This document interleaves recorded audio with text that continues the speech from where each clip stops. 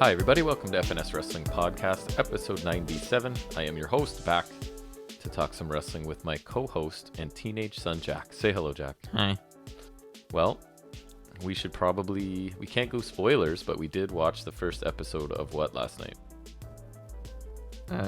Kenobi. You forget? We did. And I need without to watch spoiling. the second one. I know, we will, but you liked it?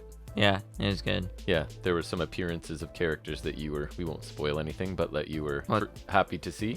Oh no, if you've seen any of the promotional materials, They were in the buttloads. Yeah, Inquisitorius. Yeah. No, I did not know because I hadn't seen any of the. Yeah. Oh, you showed me one. I think I saw one or two things. I guess I just forgot probably. Yeah. And then I like the beginning mostly, cause I like the flashbacks, and then I thought the opening bit with the Grand Inquisitor was really cool actually, and then some stuff was not as good, but I think generally like, Obi-Wan stuff was good, and then I don't know. We need to watch the second one. We will. We can do that later today. I don't have any. I'm going out tonight to a comedy show with some friends, but other than that, I'm not doing anything. Just got back from your brother had basketball all morning. The adults. Yes, and then you might be like doing something. I don't know. That's what I was asking. You guys, yeah. the kids can watch a movie, or that's what you're getting at. Yeah, that's what I was asking. Yeah. Yeah, the kids can probably watch a movie or something. We just came back from that new breakfast place because I haven't talked to you since we got home. It was good.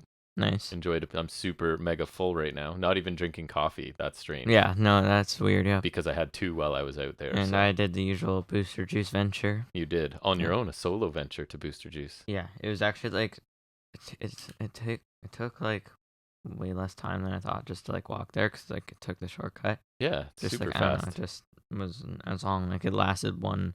Like I was listening to one of the songs from the new Jack White album. Like took the duration of that to get there. Yeah, it's fast, man. If you cut that through that open field, it's very quick. To get for there. sure.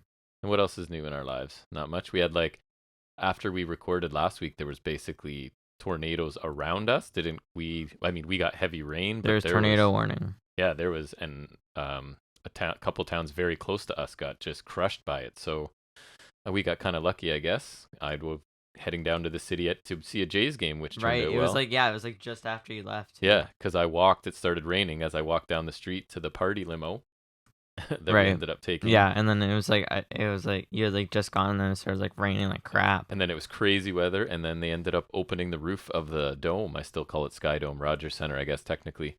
In the third inning, I got to see the retractable roof opening up, which is a rare thing when you go to a Jays game. But anyways, it was fun. Had a good time. And then, yeah, exciting stuff. I did not. I was just stuck inside. You were stuck inside. Well, I don't know. I don't have much else to banter about. My life is very boring. It can be covered in, look at that, 3 minutes and 27 seconds of chat. Yep. That's it More for you or less. as well? All I did was I remember when I was in the midst of watching through the MCU, I was about to watch Civil War, but I was too lazy to hook up the Blu-ray, so I remember Sounds right. at school I was watching part of X-Men First Class, which is one of the prequel ones, and that was my favorite. Oh, you've seen it before? It's not you've seen everything. I watched it before because Doctor Strange preparation, which ultimately was this foolish move. Oh, sorry, I didn't bring you back to that traumatizing experience. Yeah, and so I finished that the other day because I had like half watched it, and then I was just kind of watching in bits. I was watching Days of Future Past, which is the one after that. Yep. Which is another prequel one, but it kind of combines them, and then also the original cast, like Patrick Stewart and them. So, that was good. that was good. I like the way you said that. I really like Fassbender and James McAvoy. Nice. They're the younger versions of Magneto and Professor X. Right. I find them much better. Yeah. Than Stewart and Ian McKellen. Yeah, you're an ageist. That's what you're saying. Yeah, we'll go with that. Yeah, probably. It'll come up if we mention Sting or Christian or Jeff Hardy, Matt Hardy, Matthew Hardy, any of them really. Edge. Yeah, but I guess that means we should start talking about wrestling at this point. So let's do it. We'll head into our first segment that is the same as every week, and that's looking at some of the week's news and rumors.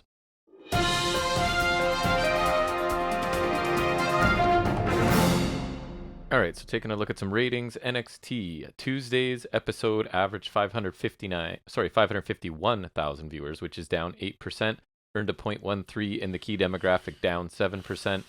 So down slightly in both areas, but again, as it has been for several weeks now. So I guess that kind of makes the playing field level, right? It's been NBA and NHL playoffs every single week, and the numbers are still down. So I guess they're down. It doesn't matter. They've been up against both of those things for at least a month now, I would say. So same thing for Dynamite, also up against NBA and NHL competition. It averaged 929,000 viewers, which is down less than 1%, 0.76, earned a 0.35 in the demographic, so up 6%. So down just a minuscule amount in viewers, but up in the demographic that they care about, again, with pretty stiff competition from 2 sports leagues. So a decent week for Dynamite and a kind of meh week for NXT, I guess. Surprising. Shocker. Based on the quality of those shows. I told you we get to NXT. This might be my last week, not to ruin anything here, but I struggled this week with good old NXT. And I'm the last podcast I listen to holding on. Other ones I listen to have already given it up. Everyone's dying out. It's not. Because I think it's to the point where nobody really watches it. Nobody really cares. So if people aren't like reviewing it, who cares? Nobody wants to know about it. So you're kind of wasting your breath at some point, I feel like. But anyways, what do you have for us? Money in the Bank was originally slated to be a stadium show. Right. I think it was going to be in July. July 2nd, I believe. Oh, yeah, that's what it says. Yep. And it's been moved from the Allegiant Stadium in Las Vegas to MGM Grand Garden Arena, which I feel like that's where Double or Nothing is because they're in Las Vegas. So I feel like that's where they're at tomorrow. So bumping down from a stadium to an arena, right?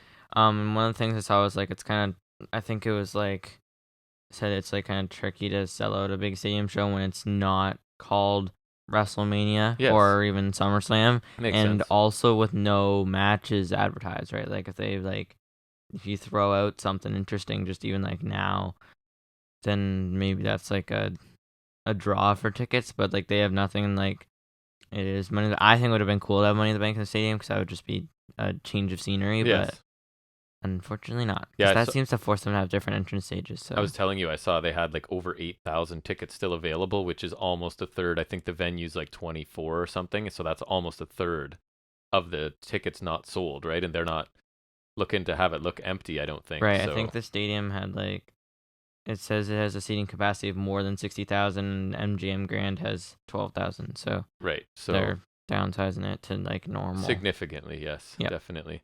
What did I see? An update from the world of Naomi and Sasha Banks, still sort of off of WWE TV. I think all their merchandise has been pulled.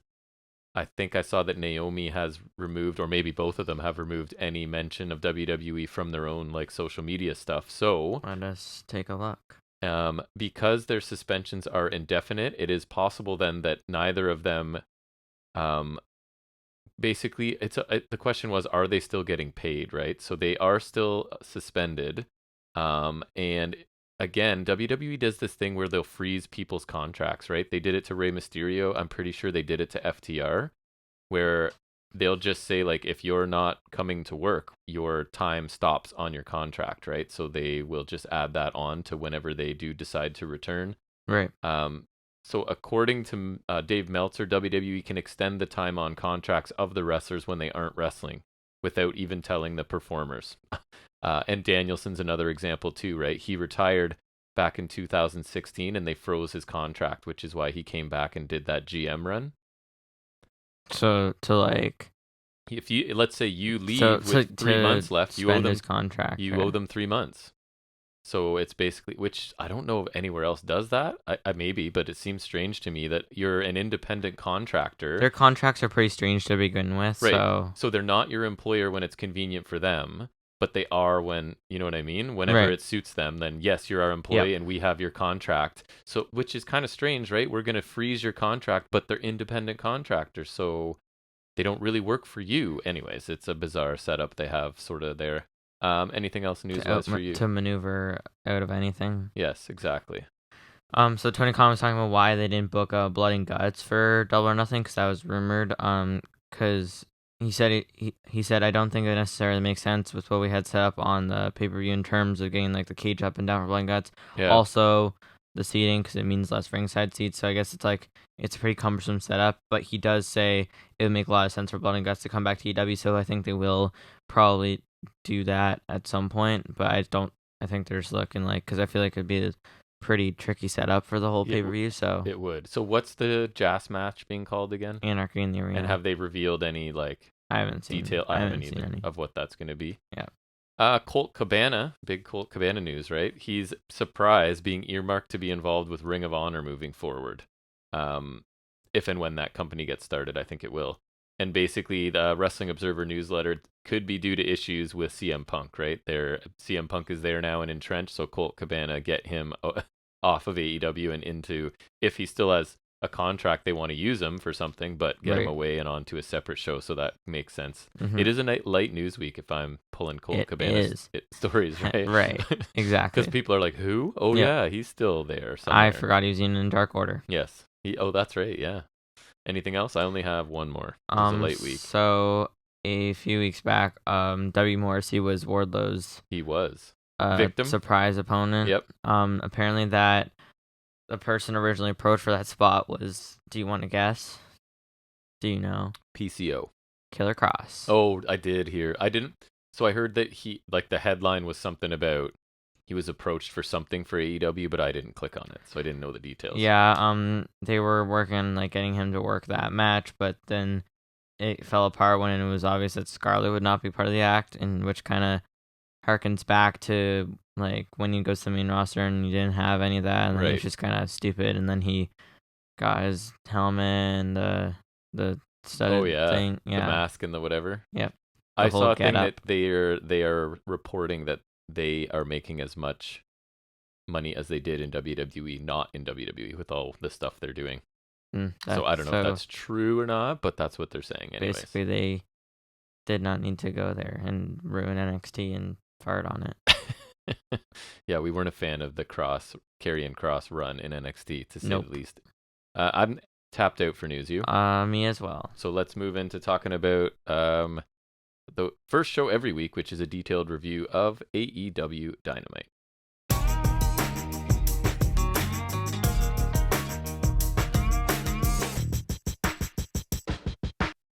And we kick off with Wardlow versus Shawn Spears in a steel cage with MJF as guest referee, with Shawn Michaels shorts, and then also very tight short shorts. Yes. Yep, and referee shirt with the scarf print on the stripes. Yeah, I think of whatever the Burberry. Yeah, it was. The shirt was a nice touch, I thought. Yeah, that was funny. There was a lot about this, I will say, that felt like Attitude Era, including that outfit, right? Yeah. It's that it gave me what was I saying? Vince and Austin vibes, right? Where everything is stacked against Austin and he has to overcome. Everything is just rigged against him, yet he still somehow prevails, right? That's the vibe I got from this quite a bit. He's going to powerbomb everyone. Yes, except instead of stunners, insert power bombs. Exactly. A stunner symphony. It would work. Symphony of stunners, I think sounds better. Exactly. So Spears attack Wardlow right away while he's still cuffed. MJF gets some licks in as well. They double team to shove Wardlow into the cage. So they never said he was going to be cuffed for this match, right? Ahead of time, they just left the handcuffs on him? No, they just didn't give him time to take it off at first. And then they just never took the time? Because they left him in them until he broke them. I guess. Yeah, I guess it doesn't matter. MJF can do whatever he wants, right? So it's just they didn't mention it ever. Yeah. Wardlow breaks out of the cuffs after MJF spits at him. He starts to mount a comeback on Spears. Top rope, senton Tom go by Wardlow, goes for the pin. MJF slides into the position. Yeah, with his head. Yeah. And then he just stares at Wardlow with no count. Wardlow goes for a powerbomb. MJF kicks him in the balls. Spears hits the DVD. I refuse to call it a C4. That's dumb. With MJF doing a fast count, but only gets a 2 count. Classic. Spears goes to hit Wardlow with a chair, winds up cracking MJF over the head with it instead. Meanwhile, Wardlow rises back up, proceeds to powerbomb Spears multiple times. New ref runs down, I think it was Bryce Remsburg. And the only reason they always mention the name, so I just it's kind of absorbed in my brain pretty much. Because I wouldn't have known. Well, and he's one of the ones, I don't know, there's him, Rick Knox, and Aubrey Edwards, and there's some other ones, but I don't know. And so Bryce Remsburg runs down, Wardlow hits a powerbomb on the chair, pins Spears with 1 foot as Remsburg counts it. Wardlow goes to powerbomb MJF. Security comes down, so he's plotting through them inside the cage as MJF escapes. Wardlow powerbombs the security guy into the cage wall. Afterwards, climbs to the top of the cage, points at MJF as if he is a WrestleMania sign. Yeah, he does. Oh, yeah, he climbed up the cage. I forgot about that. It was an unprotected chair shot, too, eh? That MJF took there, which I don't know how I feel about. I mean, it's his choice, but I don't, with what we know about concussions, you probably should avoid that. But you used the word that I wanted to use to describe it already, which is fine. It's classic, right? This felt like classic pro wrestling stuff. I don't think the match itself was anything special, really. It wasn't about the match. It was more about all of the other stuff, right? It's MJF's shenanigans. Wardlow's inability to sort of do anything about whatever MJF does. That's the story being told here. I thought the chair shot, Spears' facial expressions, and do you remember the camera shot where Wardlow just sort of rises up behind Shawn Spears? That was pretty good. Well done too. It's the type of, so like I always say I'm devoid of nostalgia, but this is more the nostalgia I enjoy, right? Remind me of things. Stories and angles and things that were cool. Don't bring back those same wrestlers. Like, I don't want to see people wrestling into their 50s and 60s, but if you give me stuff that kind of feels like Attitude Era, and I don't even think Attitude Era was all amazing. I think there was tons of garbage in Attitude Era, but this reminded me of good Attitude Era stuff, and that's the kind of nostalgia I'm here for, not watching Jeff Hardy wrestle a singles match, right? Not watching actually Steve Austin. Right. So, yeah, I thought, was this a great match? No, not by a long shot. But was it an effective, like, pro wrestling angle? Yes, I think it was. Yeah, I think that's fair. I think the Sulfur was, like, I thought it was great in telling the story, like, in an angle, as you said. Not great as a match, but I don't think it was really going to be that. No. I figured it was either opener or main event. Opener makes more sense, so here we are. It was fine. Like, I'm cheating a bunch, like you said, harkens back to Edge here a bit. It wasn't surprising. It worked. Spears was fine as well. Wardlow looked good. Finish was fine. I think that worked too. Now we have that match at Double Nothing, which is actually a pretty loaded card. Like, there's a lot going on in the card. Yeah, we're gonna preview and predict. Yep. In the final, near the end of the show. Yeah. Yep. Cool. The whole thing ran short than you'd expect for a cage match, and the cage didn't come into play a whole lot, so I don't know what that was particularly there for. I think you're right that the length of it was good. Like, it didn't drag. It was good, yeah. It felt like under 10 minutes for all of this, sort of out the door, which is about right, I think. Before it was solid. I always prefer a hot opener, but this was fine. It was good for what it was. Absolutely. Next, Jazz arrived. Garcia says at Double or Nothing they will show them how violent sports entertainment can be. They make fun of some backstage worker for wearing a mock shirt. Jericho lights a fireball in his face. Short, but it was fine. I don't have much to say other than I still want Garcia to shut up. I did get, when he said, "You get a fireball in the face because I'm a wizard," that I have to admit, it made me chuckle a little bit. And 2.0 amused me. I don't know, does this faction feel like it's getting anyone over other than Jericho? Like, shouldn't the point be that he's elevating these younger talents? No, the point is that he should be elevated because they're appreciating him. I guess so. It just feels like, I don't know who this is helping, really. I don't think it's helping Garcia. Nope. I'm actually actively disliking him more. And 2.0 are kind of doing the same thing they were doing, just behind Yeah, I him. honestly liked their funny shtick with Garcia alone better. Like, I'm actively disliking Garcia more. Yeah, it's not, and not in the way, not in like the he's a heel way, just in like I just think he sucks, and yeah, it's too bad. Yeah, like, yeah. He could still be in there. I just think like this hurting him. Like, it's making him seem like he sucks. I don't think it's helping anybody. No. I mean, and I do get a couple laughs here and there out of the faction. I'm still not fully on board, and I just don't see who this is helping. But exactly. Anyways. Yep. Next we get Hangman Page and CM Punk entering face to face for the first time. No, yeah, that is not that, true. Right? They were literally face to face after the Takeshita match last week. So that is the Takeshita match. Let's just all enjoy that for a second. That memory. That was great very match. Nice. If you haven't seen it, go see it. Shivani hypes up the match, introduces Punk, then Hangman. Punk says his biggest moment happened in Vegas. Insert that moment here. Right. I don't know. Was that the pipe bomb? Maybe. Was it? I don't actually know. I was thinking Money in the Bank, but I know for a fact that was in Chicago. So you're saying it probably pipe bomb, maybe? Yeah. So say like, I don't know. I'll check. Look that up. He says he will walk in the challenger and walk out the champion. Hangman says he said what he would do to Punk. There's nothing you can do to take the title from him. Punk says he doesn't get why Hangman is taking it so personal. It's just his shot. It's just business, nothing personal. Hangman says 3 weeks ago he said he would destroy Punk, and he did not mean at Double Nothing. He meant right now. He says he has been waiting for this moment for months. He would like to sit atop the ramp and do a pipe bomb, watch it blow up in Punk's face. He realizes he can't do it because the more he thinks about it, it's exactly what Punk would do, and he doesn't think it's the right thing to do. He says he doesn't hate Punk, and he pities him. He doesn't respect what he's done since he came here. He says he doesn't think Punk understands what it means to be a champion anymore. He says Punk talks a big game about workers' rights, and he's shown he's the exact opposite since he came here. Yeah. And this place is his home. He won't be defending the title against him. He'll be defending AEW against Punk. Punk says he still doesn't get why Hangman's taking this so personal. He's still here, and Hangman will have to do something about it at Double or Nothing. As a thing pops up in my face for some reason.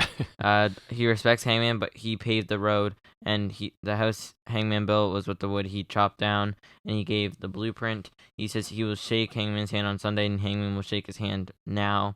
They kind of argue about Punk shoves Hangman, who drops Punk with a right to end the segment.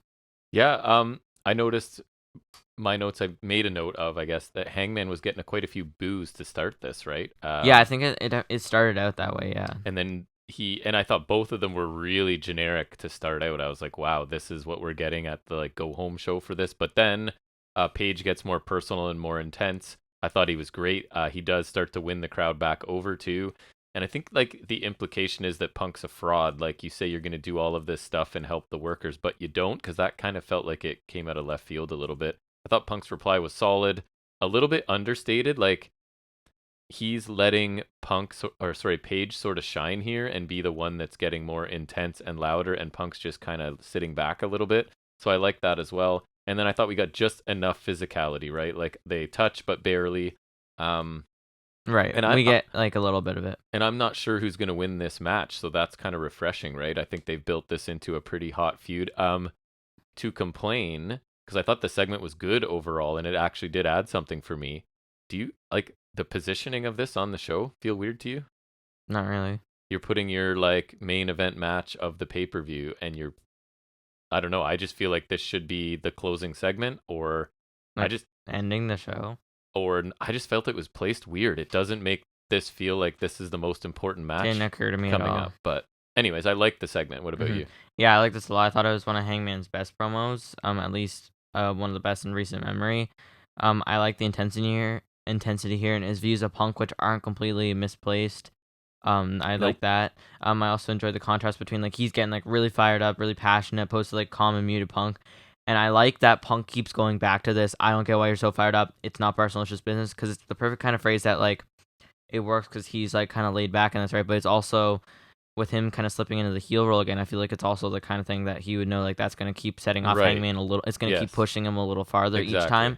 So I think that really worked as well. I think they both did good for what they did. Me too. I think the segment ended well too, a little bit of physicality. I think that works and shows that Punk is getting to him. So I think that really worked too. I enjoyed this quite a bit. Me too. I really liked it. Yeah, definitely my favorite segment on this show. I thought it was really good. Next we get a quick Cargill Jay promo thing because they're facing off at pay-per-view for some reason. Does that feel like a pay-per-view match? Hell no. No. Anna said she'll win while Jade says she has nothing but money. That is just a brief summary because who cares? Yeah, I mean, I thought Jade sounded great, as she always does. I find her more entertaining outside the ring than in, to be honest, at this point. But we talked about this in the moment. Doesn't it feel like, because this is the secondary women's title and Jade isn't that strong yet, that they've kind of gone through all of the second and third tier competition and we've circled back around to That Jade? was I think it was literally in my note before we even talked about it. I was cause what I wrote, I thought this was okay. Cargill was kind of amusing. Jay was okay. I don't buy her winning at all. And then my last note was already starting to circle back for challenges for Cargill. Exactly. And Anna Jay at that, no disrespect to Anna Jay, but she's just not that interesting, and she's not Well, when's the last time she did anything on TV to be challenged Jade Cargill? Right. So, I don't know, and I don't know who beats Cargill anymore because I would have thought Conti, but Conti's kind of changed course now. Who's she facing at the pay-per-view? It's Guevara, Kaz, and Conti versus Men of the Year and Van Zandt. No, Jade Cargill. Who's she facing? She has a match, right? Anna Jay. Oh, it's Anna. Sorry. I was thinking that this was happening and that was for the future. Yeah, I don't know, man. This isn't interesting or fresh, right? Is this? That's the perfect way to put it. Is this on the buy-in? I don't think so, which is the sad part because really? This is totally buy-in material. It feels like it should be on the buy-in. Yeah, because then I can just not watch it. Yes. Well, no, I'll still watch the buy-in. I will, but then Because remember, the buy-in had one of our favorite matches last time. But I don't feel an obligation to watch the buy-in, so this, now I know I have to watch this. Yes, that's true. And I don't want to. That's when you get a snack. I don't even remember how their first match went. I assume Jade won pretty quickly. Well, she did, but I don't even remember if I watched it. She hasn't lost, so... It must have been on Rampage. I feel like it was on Rampage. Could have been. I feel like it was. They do a lot of, just throw a women's match on Rampage. Yes, they do. Yeah. There's almost more women's stuff on an hour show than a 2-hour show. There definitely is. Yeah. Next we got John Moxley and Eddie Kingston reunited for a night versus Private Party because Danielson's out. Yep. But he's fine for the pay-per-view because he Thank faced Seidel on Rampage last night, so he's good to go. Which we keep never getting around to watching.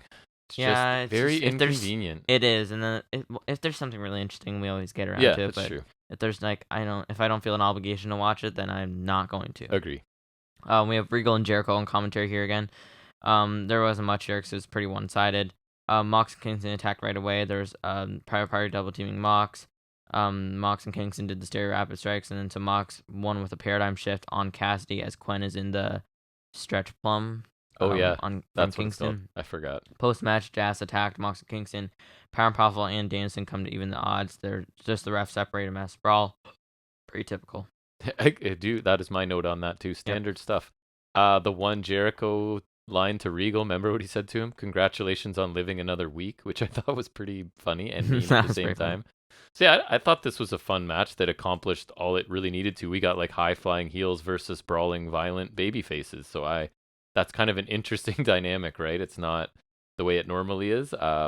I thought Eddie and Mox looked good together. They have good chemistry. A Private Party did a lot of selling. I thought they did a good job, and then they got a few chances to showcase their athleticism and whatnot. So yeah, I mean, this is pretty much what I had expected from this match, and I enjoyed it. And like you said, the aftermath was standard. It's what they do. And my note was, it happens so often that I usually start typing my thoughts on the match as the post-match stuff is happening. I just start typing because I don't need full attention on it because it happens 3 times a show or something. But anyways, I like this. Good enough. Yeah, it was alright. Not much more than a squash, but a solid one at that. I thought it was nice to see Mox and Kingston back together, even just for a short bit. I forgot they were a solid tag team last year. I remember they actually were challenging the Bucks at Double or Nothing last year, which was pretty good. Yep. I forgot about that. And didn't they take their shoes or something? There was shoe theft. Yeah. They'd set their trailer on fire, smashed into it with their truck or something. Yeah, something like that. Yeah, I remember that. The post-match brawl stuff was nothing out of the ordinary. Not much to say about that. Then there's an Owen Hart semifinals promo thing. It was just Storm and Baker's both said something. And Kyle O'Reilly and Joe also said some things. I didn't catch much of this, but it's fine building the tournament matches a bit, even though it's just a tournament. My detailed analysis, ready for my entire notes on that segment. I liked this quick recap. I thought it was fine. Yeah, me too. I liked it. It was whatever. Next we get FTR versus Roppongi Vice in Ring of Honor tag title match. The R in Ring of Honor should stand for random. And a super, super rare thing happens for AEW here, but go ahead. The finish of this, how often does that happen in AEW compared to WWE? Almost never. Oh, not even sarcastic. Yeah, that's true. No, almost never, which true. I appreciate, because then when it happens, you notice it, right? Right. Mm-hmm. Anyways, go ahead. Yeah. There's a back and forth between Cash and Romero, then Trent Beretta and Dax tag in, and we get back and forth with them. Also, Trent Beretta is an upcoming figure, so then this time it'll say Trent Beretta on it instead of Trent with a question mark. Which is your bizarre obsession for some reason. Well, he changed his name, so I feel the he's obligation. Trent? Question mark. Exactly. Now he's Trent Beretta. He is. Trent Beretta hammer throws Dax chest first in the corner. Dax hit a bridging German suplex to Trent Beretta for 2. Romero hits a foot stomp to break it up, which is kind of cool. Strong zero by Roppongi Vice for 2, but the pin is broken up. And the finish, like you said, comes when Jeff Cobb and Great O'Khan of New Japan's United Empire faction, which I think it at least was or maybe is Will Ospreay's crew. I think so. I think it is. I know he was affiliated with them. I think Aussie Open's in there too. They are in New Japan now. I know they're with Ospreay for sure. I'm pretty sure Cobb is too. So I guess Great O'Khan as well. They come in and cause a DQ. No contest as they beat down everyone. Dax got Doctor bombed by Cobb through a table, and Trent Beretta got put through a table by Great O'Khan too. And I think the post match attack was cool. Cobb returns to AEW because he actually had a one-off against Mox, remember? Right. Yeah, So this run-in felt different. This post-match stuff was different, right? Yeah, this was cool. I feel like I was like, cue the build to Forbidden Door. Yes. So that's, and not even in a bad way. Like, that's Nope. good. Get that started. Like, even just as like a one-off invasion, this works. I think it's cool. And like you said, a double DQ kind of no contest finish. They don't do that much. So I don't even remember if they have before. So that's a feather in their cap. And I think the match was fine, but pretty underwhelming for an FTR match, I thought. Like, I think it was solid, but just nothing like amazing. Yeah, I thought it was good, like competitive TV match, but yeah, it was nothing. It didn't amazing. Like get going a ton. No, it didn't, and it should because both of those teams are awesome, right? Yeah. So maybe they just knew this match isn't going to have a finish anyway, so let's just kind of get there. I thought it was good enough. FTR let Roppongi have a lot, right? So they FTR was selling a ton of this match, and I guess that's just because this is a newly reformed tag team to let people know that this Roppongi are a legit experienced tag team, right? And I thought Cobb and Okan's the tandem move they did first looked weak. I forget what it was now. Yeah, because they botched it for sure. But then I thought Cobb looked like a beast with the Tour of the Islands, which is just an awesome looking move. I love that. It's been a hot minute since I've seen that. Like, and when they try and say, hit. who is it they try and say does that move? Is it someone in NXT where they're like and it does not look the same. Like I don't know, the way Jeff Cobb does it is awesome. It looks awesome. Great. Yeah. And it's the way he lands, right? Like it just looks so forceful. He like swings them around and then he lands so good too. It's just like, I don't know, there's something about it. It's just and the Dr. Bomb, I thought Cobb came out of this looking like a bit of a beast, which I'm happy to say because I like him too. I forgot about Jeff Cobb. And yet again, this was a little bit more nostalgia, right? You've got the invasion angle almost, like unannounced, this tag team from another company, even though they are kind of working together, obviously. Sort of shows up. So that was a little bit of like nostalgia for me as well. Not the bad kind for once again, which is nice. And it doesn't really matter in this case, but Jeff Cobb does have history with Ring of Honor. That's right. He was TV champ for a while or something. And because you like segues, now we transition into some of the bad kind of nostalgia for me. Because it's an old wrestler talking. Oh, plural, though, with a promo from the Hardys. But it was mostly Matt, I think, wasn't it? My favorite old backyard boys. Mm-hmm. So they do a promo. They're talking about how Matt's talking about the Young Bucks never would have survived in the business when the Hardys were in the tag team division. Yep. Matt said that people see the Young Bucks as Hardy Boys cosplayers. I don't remember if that's ever occurred to me. Like we've definitely said like there's some similarities. Like, of course, Nick is the Jeff Hardy of the duo. Like but you can see who they were inspired by them. Then that's fine. But I think this is like kind of stupid. Like, I don't think that exact thought has ever crossed my mind in my entire life. Jeff said that this final run will be their best run. Oh, he did speak. That's right. That's just funny. And also, I would like to say I would rather hear Roddy speak. Wow. So, actually, to be fair, because I generally am hard, I thought Matt Hardy did a good job. I'll definitely get to that after. Like, he wasn't bad. Yeah. Jeff said that this is a step on their way to become AEW Tag Team Champions. That is just the worst thought I've ever heard. Not. That just that hurts my soul. Matt talked about how they were better than the Young Bucks. Another painful blow. Matt said the Young Bucks will be disappointed because they can't beat their heroes. And so, like, I actually thought Matt was solid. Me too. He was good. I didn't love it, but I think he had the good intensity, and he didn't suck, so I won't fault him that much. Like, Agreed. I think, like, the intensity was there. He was delivering well. I just didn't love what he was saying. Like, I think it was fine. Jeff's bit wasn't great. I think he sucked pretty bad. He's bad. And that weird goat noise thing he did was pretty stupid. He's consistently bad on promos. Yep. He's bad at everything. Ever. Yeah, and now he's just bad at everything. So, well, less good for sure. It was funny when Matt pointed out they debuted in the early 90s because it points out exactly how far they are from the prime. They're saying over prime. I'm like, hell nah. No. And it's like, in case you don't know, folks, that's like almost 30 years. Right. So, yeah, I don't think that helped his case pointing that out, to be honest. No, it did not. Like, again, I thought Matt did a good job, but I think what you're saying too is it didn't make me want to see the match still. Yeah, he delivered his stuff really well and sounded sincere and whatever, but I don't really care still.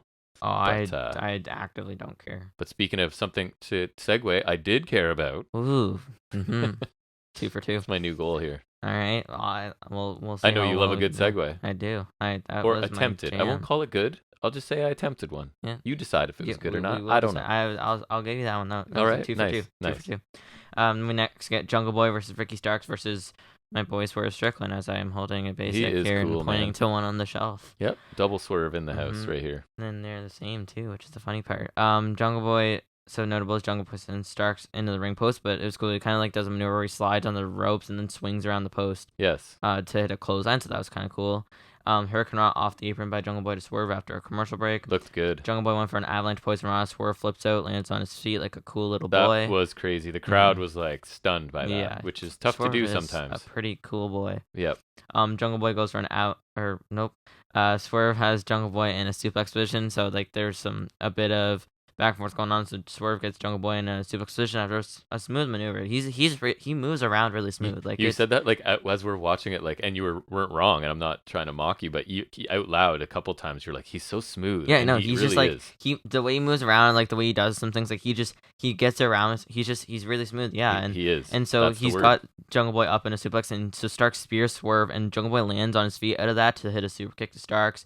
And as he's running the ropes, he gets hit with a Michinoku driver from Starks for 2 with Swerve breaking the pin. I really like that sequence. I saw a clip of that before. I made a note of it. So. Killer sequence in the middle of this. It was really cool. Yeah. The one. And so Starks hits Swerve with Rochambeau. Jungle Boy comes in though to get Starks in the snare trap. And so Swerve breaks up the snare trap by hitting him with that house call kick, which I think was actually really cool. Like that, it was perfectly natural setup. And then he hits that diving stomp, Swerve stomp or whatever to Starks to get the win. So my boy Swerve gets a win, which is good. You were very happy. Yeah, I actually got spoiled that he won, but then forgot. I forgot that he won. And so I was son. Like happy all over again. You are my son. I just forgot Anna Jay was in the pay-per-view. Exactly. We were literally talking exactly. about it. I'm a tired boy today. It reminds me when and I mentioned it too, like when on that, it was in like July of last year or something, and Bronson Reed had like won the title a couple weeks ago or something, or like no, a couple months ago maybe, and then like Swerve, like it was like fresh off a Hit Row, and he was like challenging for the title. It's like one of those same night challenges, and we were like, oh, they're just gonna feed Swerve to him, and then he won it just out of the blue, and it was like the best thing ever. He is cool. Yeah, it was awesome. And then after the match, that was when NXT was good. Remember that? I do remember that. Hobbs comes down and attacks Jungle Boy and Swerve, kind of laying him out. And then Luchasaurus comes down, and I don't think he did anything. And then Lee comes down. He did the tail whip kick thing. Oh, he did? He did, okay. yeah. Lee comes down, and Haas fighting too. So Lee's staying tall, and he even did like a dive thing in Majiki did the outside. So look at Keith Lee doing Keith Lee things again. It's literally my note. One motive. Finally, Keith Lee does a move that is rare for a man his size, right? They've just been pushing him as a powerhouse until this point. And I don't know, maybe he's getting back in ring shape or something. They don't want to promise that he's going to be this, high-flying 300 and whatever pound guy, but he clearly can still do stuff. I really like this match. I thought it was very entertaining. And I feel like, you may correct me, that AEW doesn't do a ton of triple threats either. No, they don't. Right? I think like the first one they did was that title match, Double or Nothing last year. There's Omega Pac and Orange Cassidy. Right. And I thought this was really fun, and that sequence in the middle you highlighted was amazing. And yes, there were some like cooperation things going on in here, but I don't care when it looks cool, right? So that's totally fine. And yeah, Keith Lee finally did something kind of flippy, and I thought just a good TV match. The landing was a little awkward, but I thought it was still good though. Match of the night for me, I think. Yeah, no, that's safe to say. Yep. I like this. It was pretty good. Some of the sequences were really cool. There's a lot of stuff I liked here.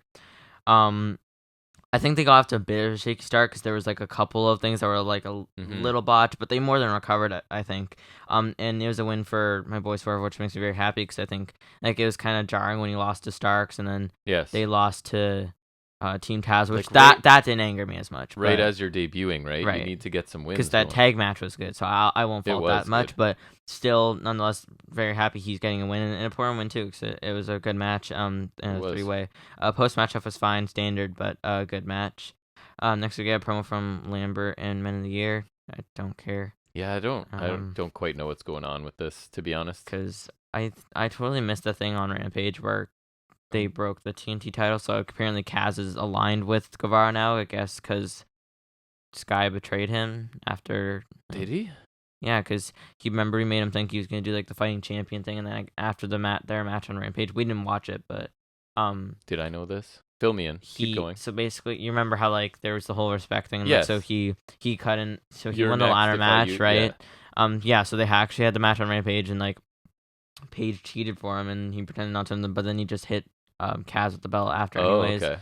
And I guess Guevara took the belt, and destroyed it last week, hence the belt revealed last night.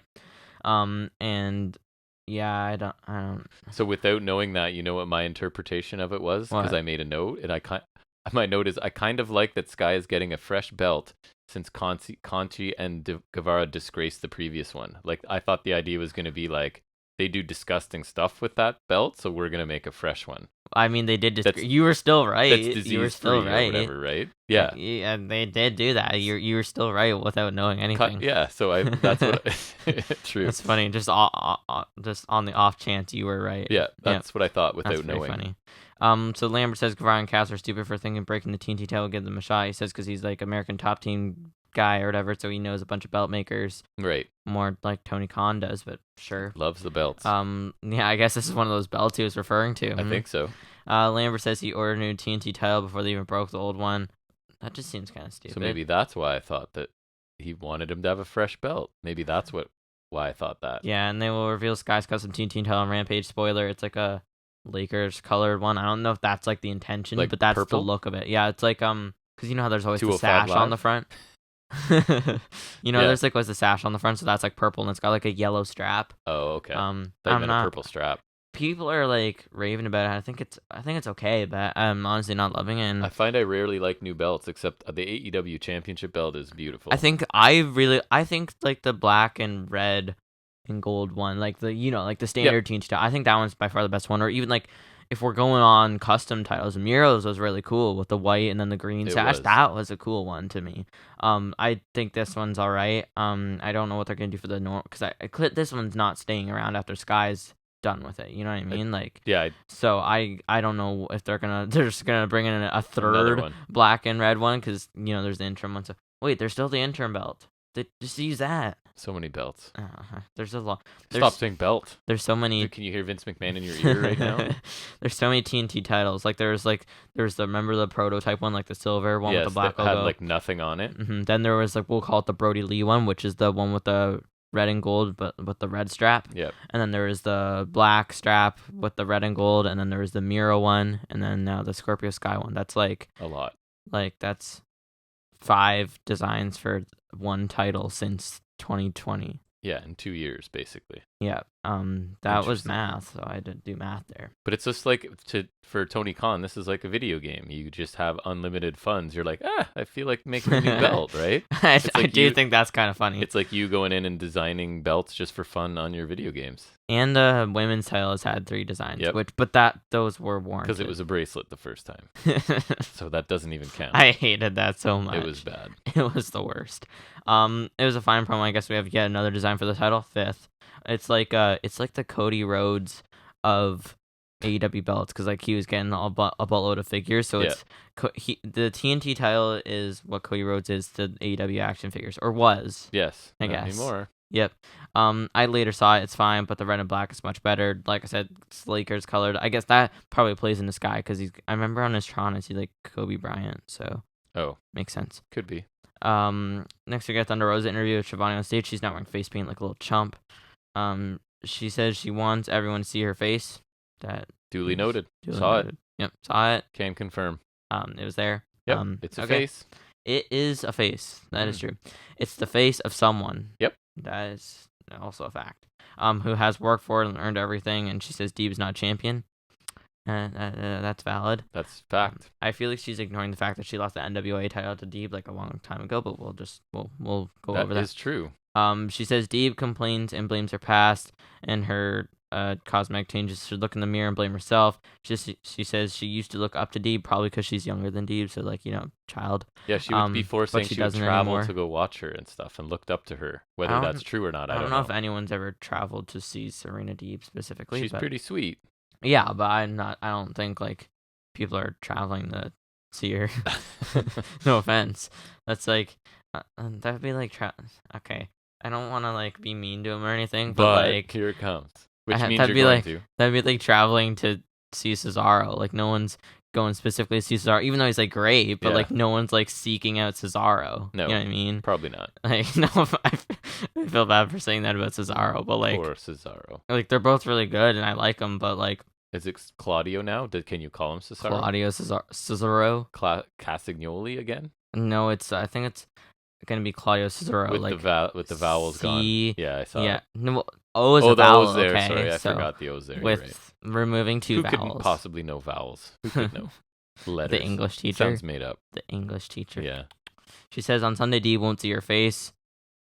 Just saw it. Blindfold match. Yep. Wait, eye for an eye match. She's coming in a mask. That's what it is. She's gonna debut a mask. She's Lucha. La Luchadora. Remember Yes. from the Mickey James angle? Yes. Yeah. The war paint comes on, and she'll beat Respect into Deeb.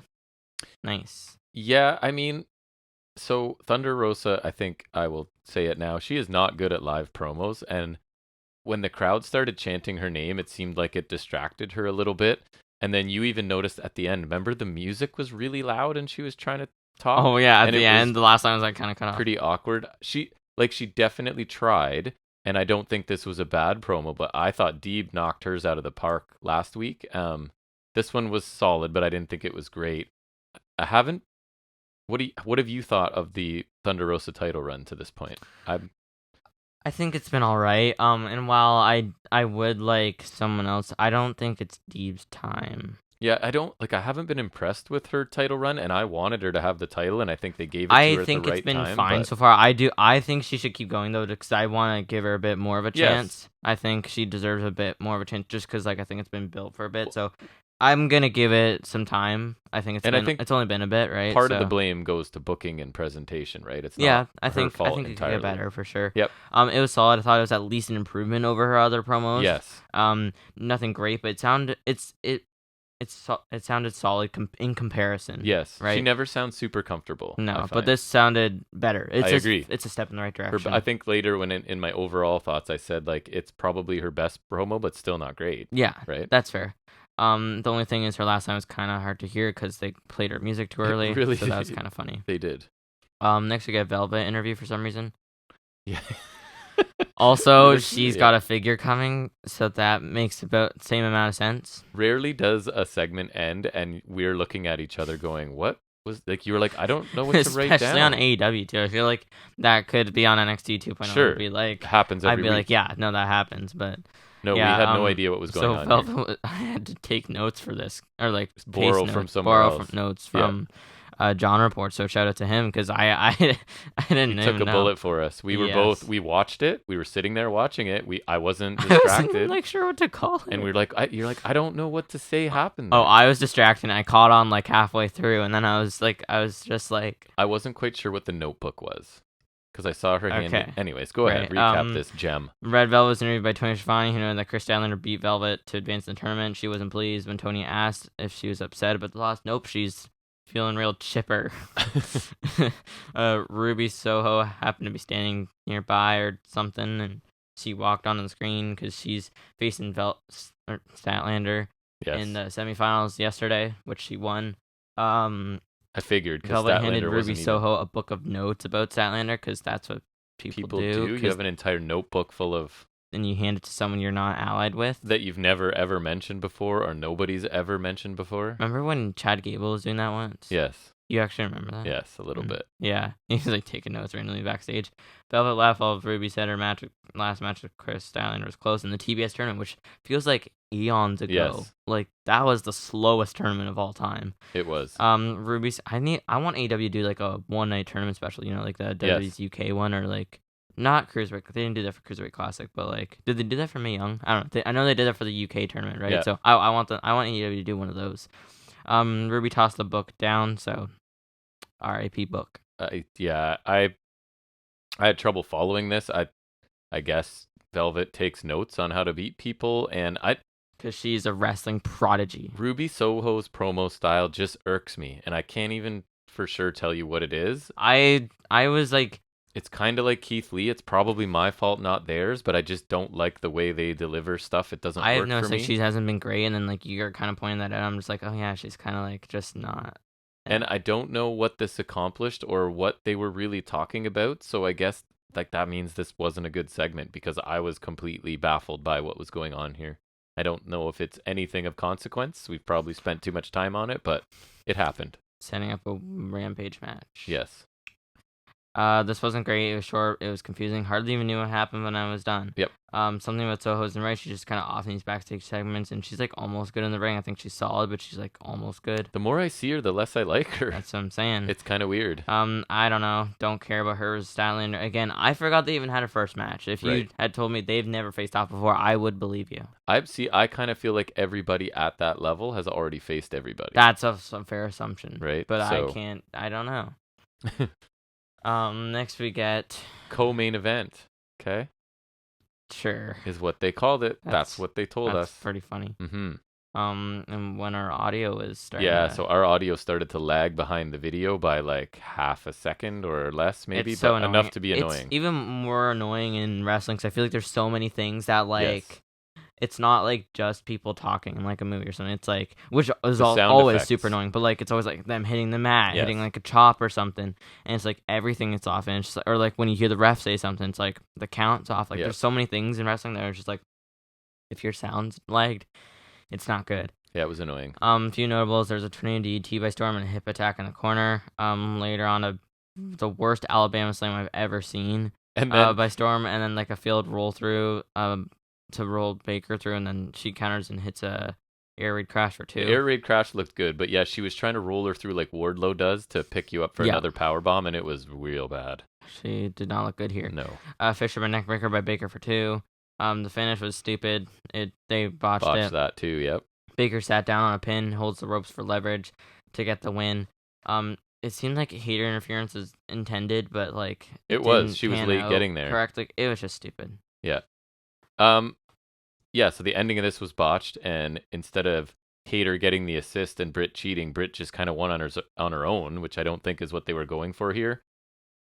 This match was a mixed bag for me. There were parts of it I thought looked pretty good, and then there was just some general clunkiness, I would call it, along the way, right? Which is too bad. I thought Storm dominated a lot of this match, right? She got busted open too at some point, right? Her nose was bleeding. I don't know. It was decent, I guess, but I was hoping for better because I actually really liked the Storm Hater match. I would say I liked that much better than this one, which is weird to say. So I can't tell which one I like. I think I've settled into like Toni Storm is inconsistent, is what I will say, because I've liked some stuff she does, but I've also not liked it. So I didn't really care for this that much. You? I stand by my thoughts. You think she sucks. I think she's inconsistent. I'll say. I will say she's extremely overrated. By some, yes. I think I properly rate her. I think you're pretty fair. Yeah, I try. I'll allow that. I thought it was alright. Solid match. Nothing great. Not much to note. Still fine. Still don't think Storm was great. There's some notable missteps from her. Her outfit looked cool, I thought. I don't remember. It was like red leather. It was cool looking. Another notable botch would be the finish, although this time not the fault of Storm, at least. I don't think so. No, I don't think so. Hater was definitely meant to help Baker to win, but then she didn't really do anything. Baker held the rope for like a second, but then let go before the pin was even done. Yes. So it was all done not very good. No. Also, I forgot to mention the banter that the Thor Love and Thunder trailer came out I didn't Monday, watch it yet. and it was amazing. I've watched it like at least 10 times. Pull it up for me later. I'll check it out. We will do that. Okay. Because Thor 3 is one of my favorites. Main event time, the actual main event. Okay. How dare you? Co-main event is just bull. How dare you? And that also implies that the two main events are on the same level and same level of interest, which is not true. Right. For me, main event means the last thing that went on. I don't like when they're like triple main event, or they don't want to say that one match is bigger than the other. I'm okay with like even saying like the last match that went on, because I don't really like main event as in like a segment. You're choosing that last match for a reason, right? So that's the one you think is more important, I would suggest. So that's what I'm saying. Yeah. And like I think when with a segment, I'd still even consider the main event to be the last match. Like I do too. I don't know if like, because I don't know, just I don't really call like a segment a main event. I think main event there's something doesn't connect there. I think the word match is implied after main event for me. Right. Like you're just not saying main event match every time because it exactly sounds kind of, but it's implied. Yeah, right. It's kind of like it just kind of comes along with the territory there. Yeah, that's fair.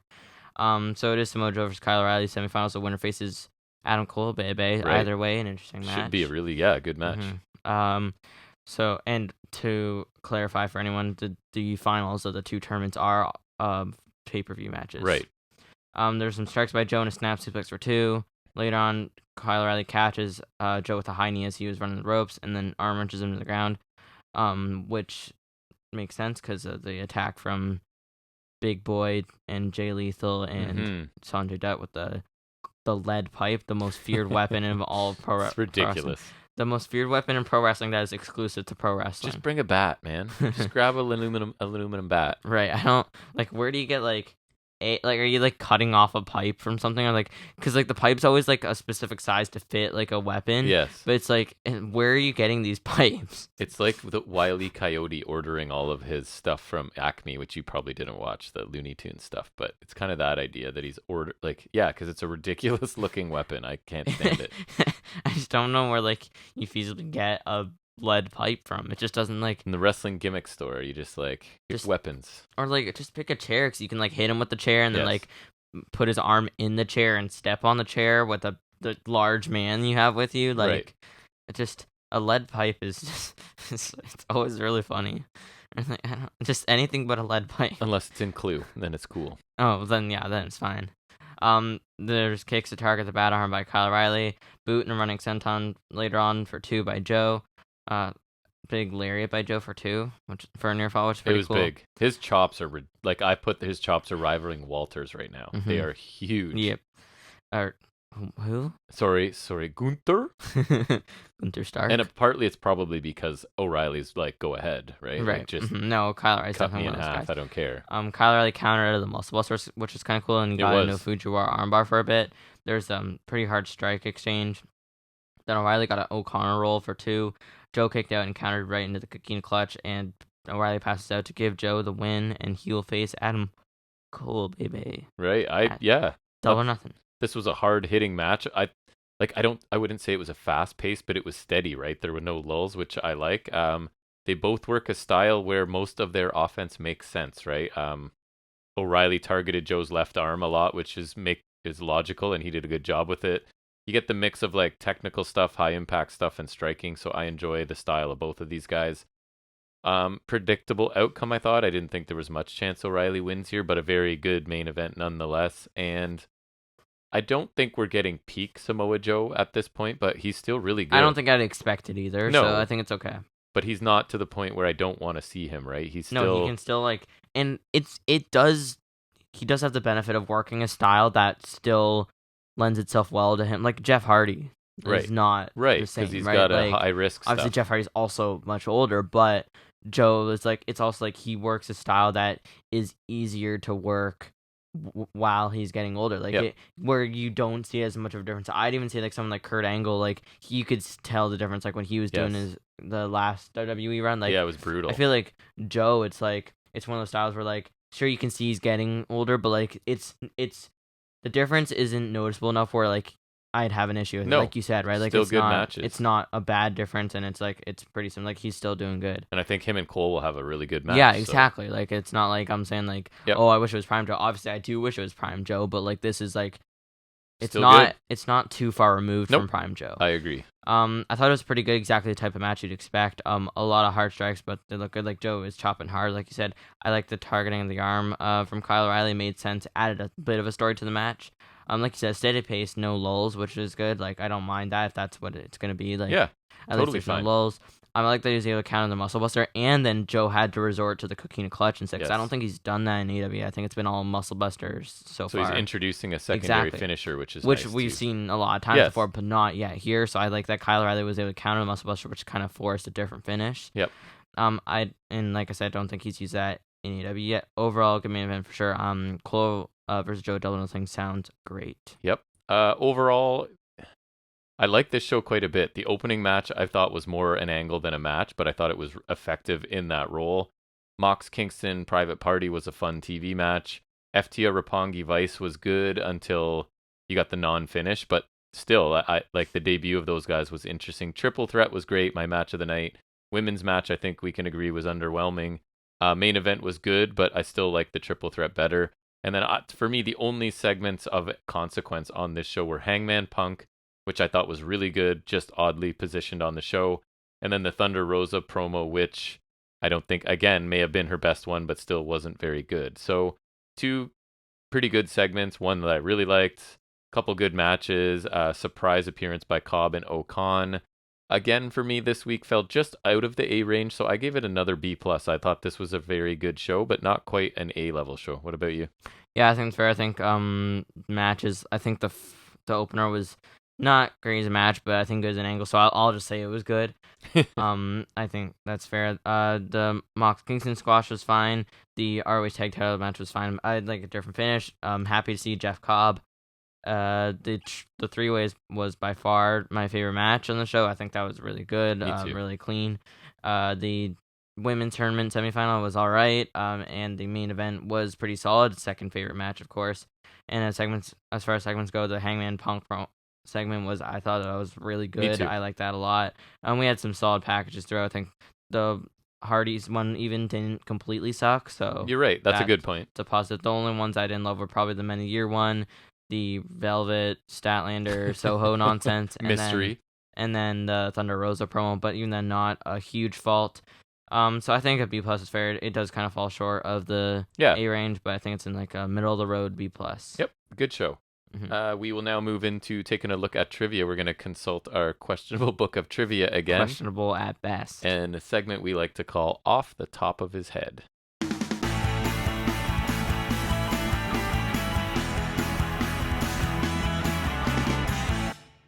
So this week we're going to go back to a bygone era of wrestling when women's wrestling was awful.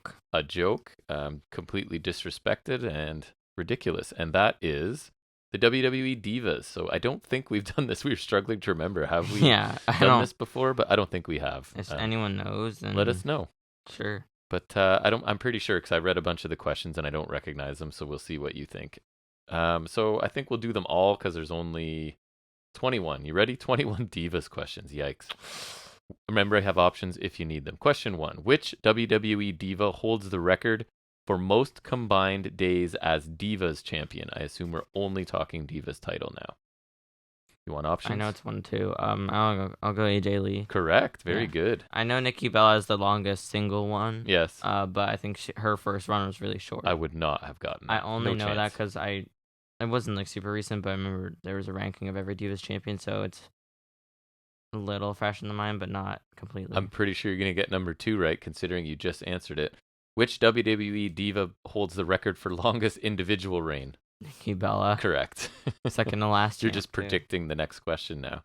Which WWE Diva has the most reigns as joint WWE Divas champ with AJ Lee? Does that make sense?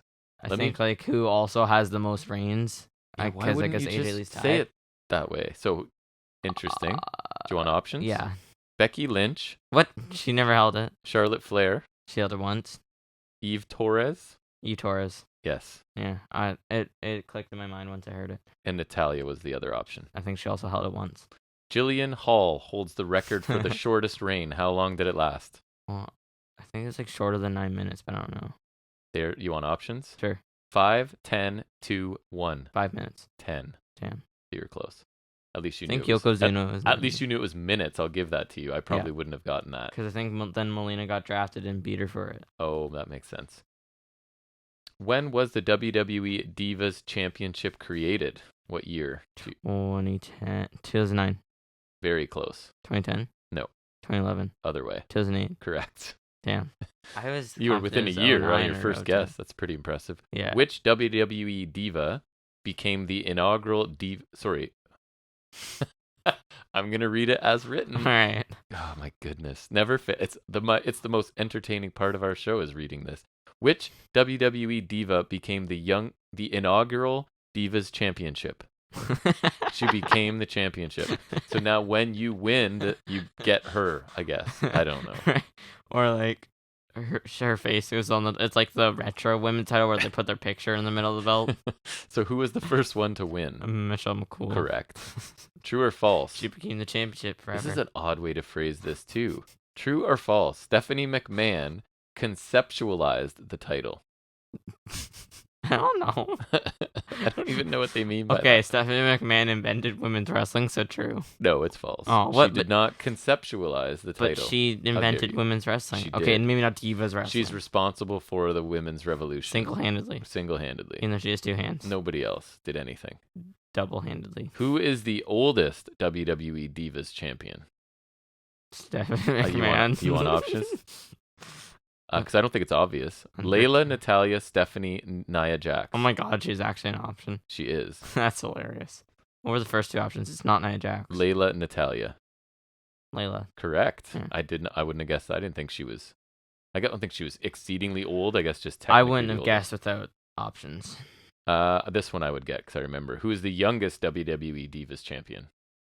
Paige. Correct. I think she was like 20. Right, and she won it when like she was still NXT Women's Champion. Right. Which she was Huge push. She was the inaugural one, so I guess she became the championship for NXT. Right? That's right. She became the inaugural championship. Oh goodness. What is the name of the TV show for the WWE female roster? Total Bellas. Total Divas. Correct. Yeah. And there's Total Bellas. Which WWE diva won the first ever WWE Unified Divas Championship? Wow, I did not remember Michelle that was McCool? a thing. She is an option, but she is not the right answer. Options are Melina, Ooh. Paige, Caitlyn. Melina. Correct. I mean, if we can trust this book, who I don't even know what it means, so. When were the WWE Women's Championship and WWE Divas Championship unified? So what year were those two unified? 2016? No.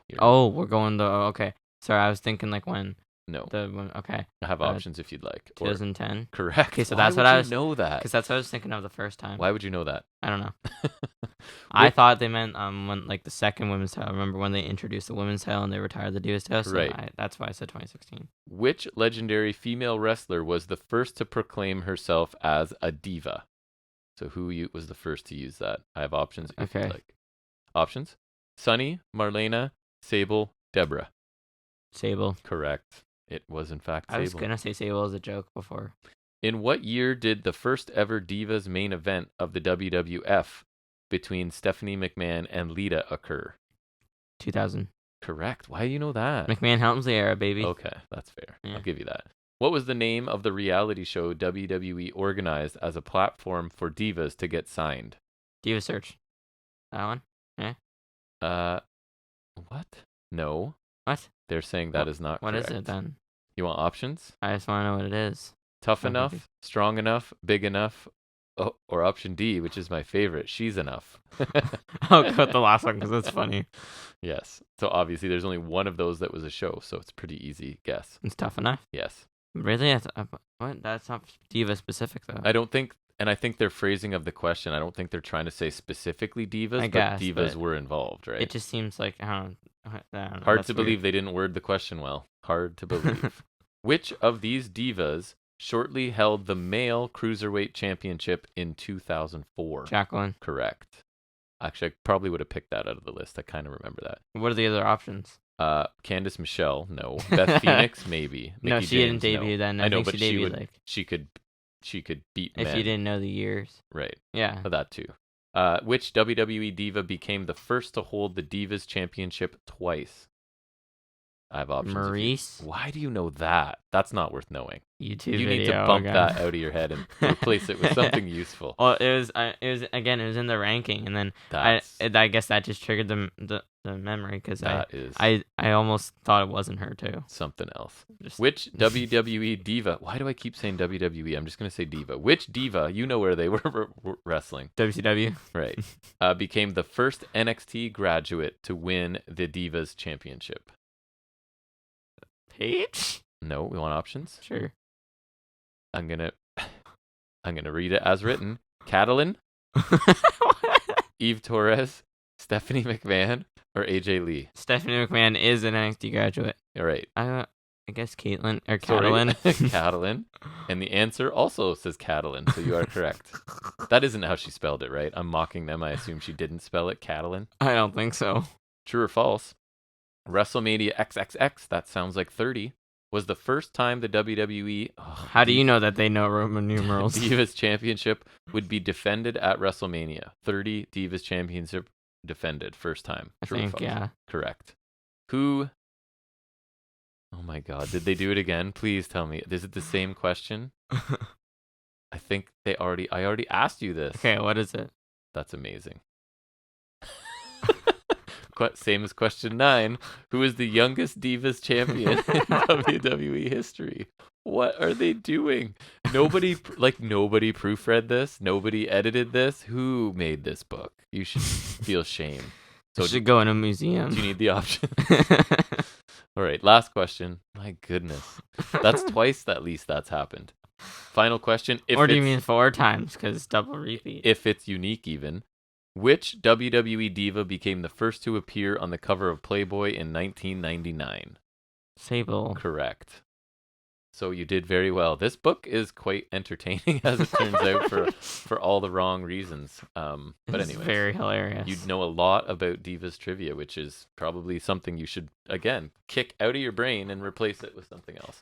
But anyways, sure. We'll get back to talking about some wrestling now, and that would be this week's episode of NXT UK.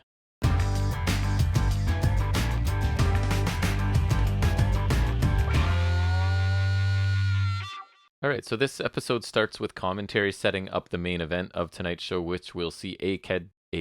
Nope.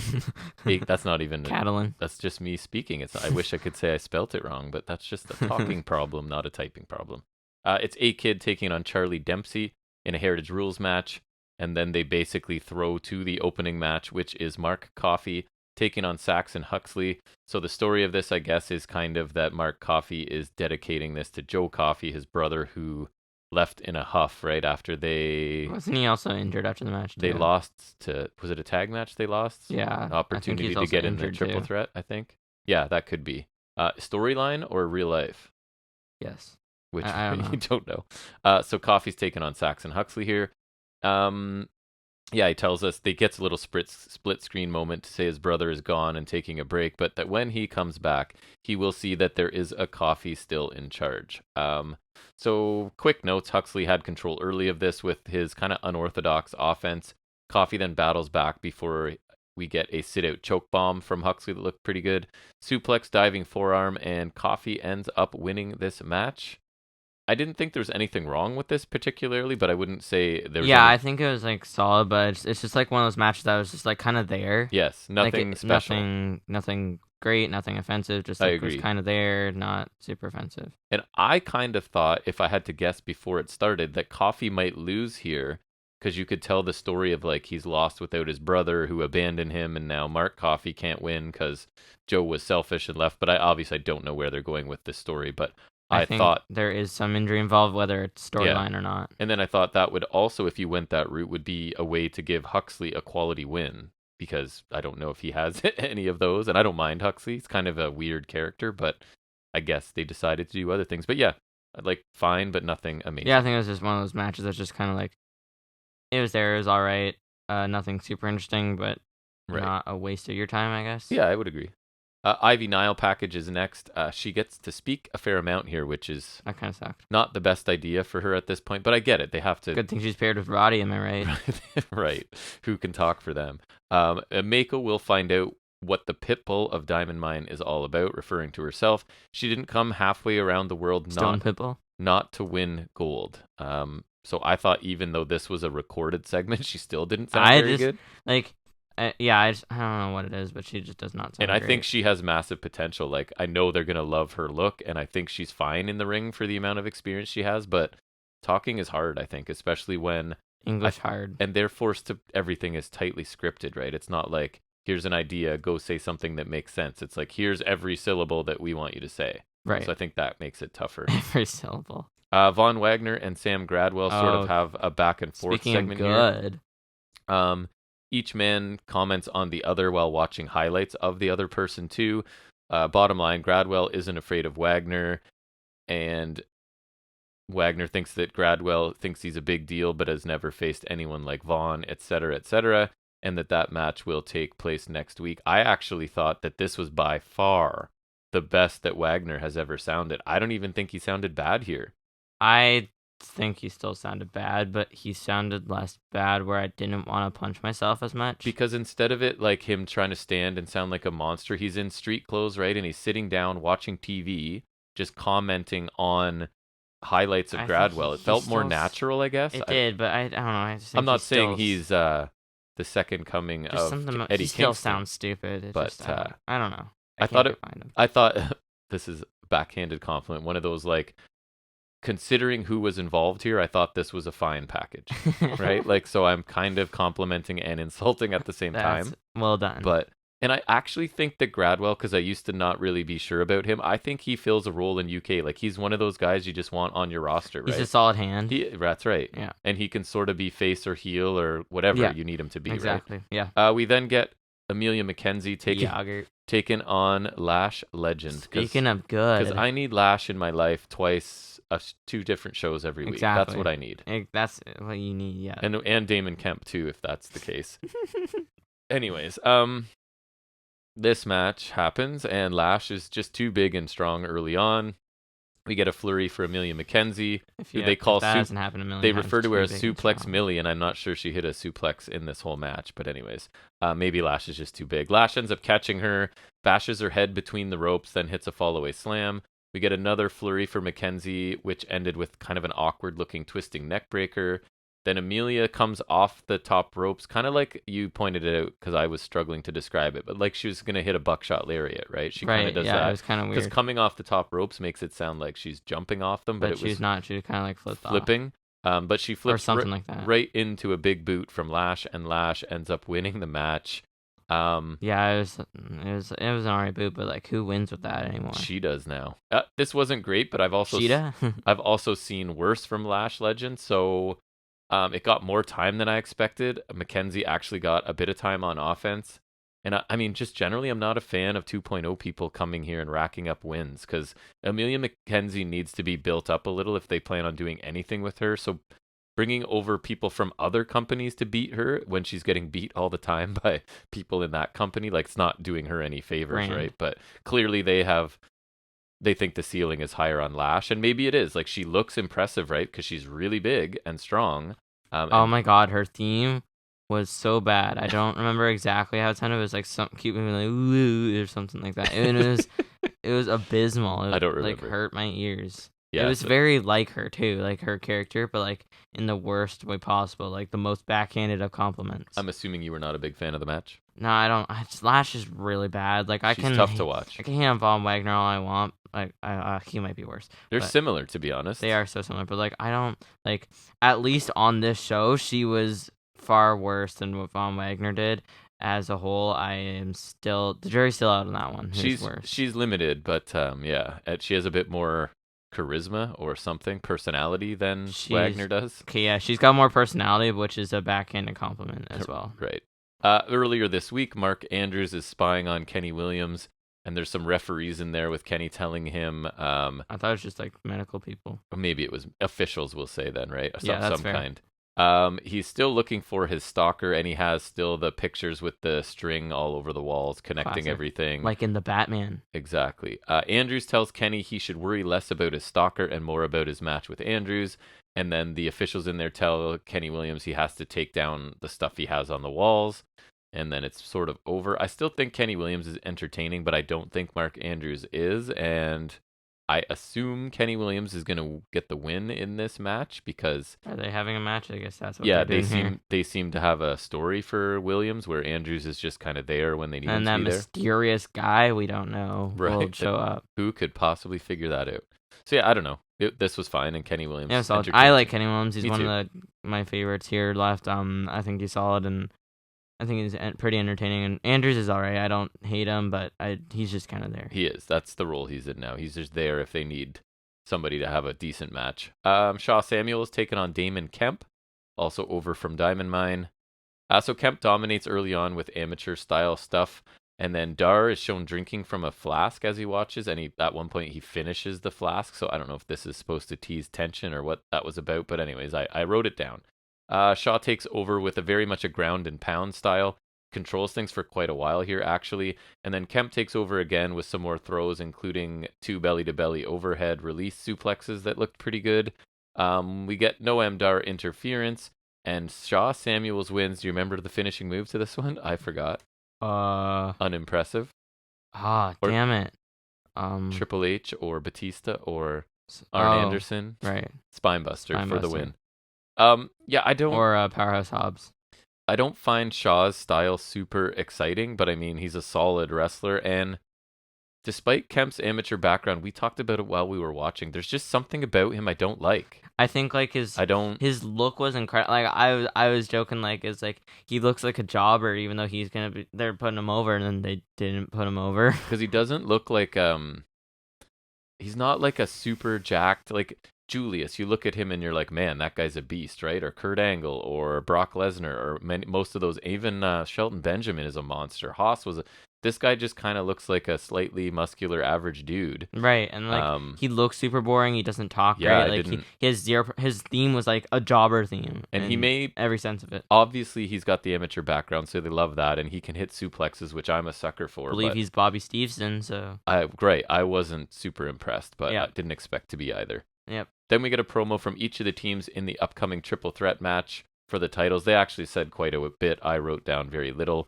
Seven is basically tired of talking about Smith and Carter, and the only thing I chuckled was he keeps calling it Die Family, right? And Bate corrects him the first time, I think, but he just keeps saying it instead of Die Familia. He calls them Die Family. Which I have said before, Joe. You have. They listen to the show. Don't kid yourself. Mm-hmm. Each team tells us why they'll win. A pretty actually well done package, I thought. I think that this match could be really good. I like all three of these teams, and like I've been saying, I assume it's Smith and Carter's time. Although I wouldn't care if it went on Die Familia either, to be honest. I think that'd be interesting. It's coming off Mustache Mountain because they're going to feud against each other. So I think Smith and Carter probably deserve it a bit more, but it would be cool. Actually, you know what? I kind of like the babyface chasing, right?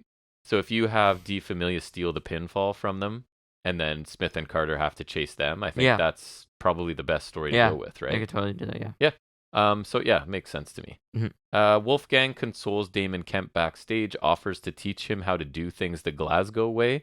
So I don't know, is Wolfgang still in Gallus? Yeah. So is he recruiting, I guess? I don't know. Well, fine, whatever. Main event, which is A-Kid versus Charlie Dempsey in the Heritage Rules match. So we were looking forward to this one. Very quick. Part of the reason I really like these matches is I find the note taking super easy. I just do round one and then quick summary, right? Right, yeah, and well, 3 minutes. 3-minute rounds, right? So round one is almost exclusively holds encounters with A-Kid getting a bridging near fall right as the bell rings. Round two is still pretty technical. Lots of interesting stuff from Dempsey, right? Like this, just lots of cool transitions. The way and he submissions. like moves into like the holds, like it's really interesting. I think it's probably, we don't see it enough, but it's probably like similar to Zack Sabre Jr., who I haven't seen in a while. I actually want to give him another chance because people seem to love him right now. I remember he was not your guy. He was not your guy in the Cruiserweight Classic. No, he was just too much of that. And then what bugged me is he was working 100% submission style, and then everybody facing him was trying to work that style too, which made no sense story-line to me. If I know that that's what he's doing, why am I trying to do his specialty? You know what I mean? But anyways, we get a lengthy double knuckle lock sequence near the end of round two. Dempsey hits a backbreaker, and that sort of ends the round. Round three, there's a double knee bar as they're slapping each other as well. We get a bit more physicality in this round. Still lots of technical stuff. Nice counter into a stiff German suplex by Dempsey with about a minute left. A-Kid then immediately taps to Dempsey's submission hold. I don't know what it was called. It's like an upper body submission. Yeah, and he's like bending. It was really cool. It is cool. I don't know what it was, but it was awesome. And I like the commentary pointed out that A-Kid is smart to tap out immediately, right? Because he's trying to save himself for the next round. Right, he can still mount and come back. So it's not like the match is over, so he taps immediately to save some time and strength, which I thought made sense. Right. Round four, we get suplexes from A-Kid.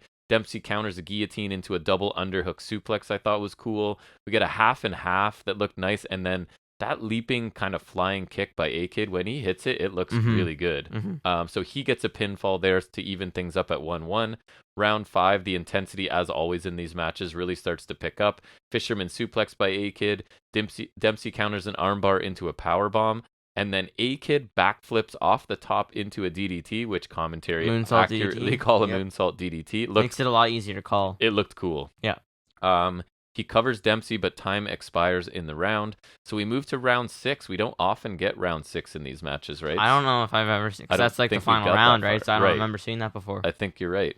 We get, as the bell rings to start the round, immediate flying kick by A-Kid, more suplexes. Dempsey then grabs a towel from the corner and gets brass knuckles out of it, but plants them as the referee, I think, went to put the towel away. He plants the brass knuckles, tosses them to A-Kid, who gets caught holding them. So as the referee sort of admonishing A-Kid, Dempsey hits a really high angle suplex with a leg trapped, and throws in a bridging pin to pick up the win here, which I was happy to see him get the win. I thought this was a really good main event, and these Heritage Cup matches just continue to deliver for me, right? Like, I think I've liked every single one. Yeah, they're really interesting, and it's also something like I haven't seen anywhere else. Right. So I like that it's like kind of their thing. And when you get technicians like this, it's fun because I don't love a purely technical, but it starts out that way, and it's not like pure rules where I feel like it's like that's like overly with like the technical rules and whatnot. Like this is like it's right on that nice line. And it's more like they know that this match is gonna go a long time, so they're starting out on the ground just sort of feeling each other out, right? Because this is going to be multiple rounds. I'd love to take that phrase out of context. So it makes sense. So highly technical with Dempsey, for me in particular, showcasing just cool transitions that you don't see. He's really smooth and has a style that's unique, I'll say, at least within all of WWE. Because I know people are like, no, you guys don't watch Japanese wrestling. There's several guys that do this. Of what we watch in North America, I don't see anyone doing what Dempsey's doing, right? Mm-hmm. The moonsault DDT from A-Kid was awesome, and like I said, his flying kicks look really good. Final 2 rounds of this, I thought, got much more intense, as it tends to happen in these matches. I got pretty into it. The cheating to win wasn't my favorite, but this is WWE, and that is Die Familia. They're heels, and that's kind of what they do, right? So a really good match and a good main event. I thought easily the best thing on this week's show, right? What did you think? Yeah, I like because they went to the final round and we got more here than we usually do. So like, there's lots to like here. I think one of the better Heritage Cup matches we've seen. I think like the way Dempsey moves around with like his holds. I think he's so interesting. I think he's really good. I really like that one submission he had. And I think he's deceptively strong too. Like he picked up A-Kid from the ground a couple times in this. Well, yeah, he also employs a lot of suplexes. So I think yes, that definitely comes into play. So I think that was really cool. And like A-Kid's got some cool stuff too. I don't love him outside the ring, but once he's in a match, like I think he's great. Me too. Like the DDT and the kicks are really cool. I think the finish it's fine. I can live with it. Overall, like a really good match. Yeah, I thought so. I like the style. Like the match type is really interesting. I hope maybe we get Dempsey versus Dar on a one-off. Like I know it's heel on heel, but still. And I like that they use this type of match not even for the championship or for the cup, whatever. Right? Like they can just have these matches outside of like, it just being for the cup. This one was odd. It's not like even a number one contender match, nope. But at least it was like because it's A-Kid's kind of specialty. And Dempsey would love that kind of match too, right? At least like I don't. If there's gonna be a no stakes one, then I think this works. Yep, me too. Overall, I can't say I love the show. Like the opening match was just kind of okay, like we said.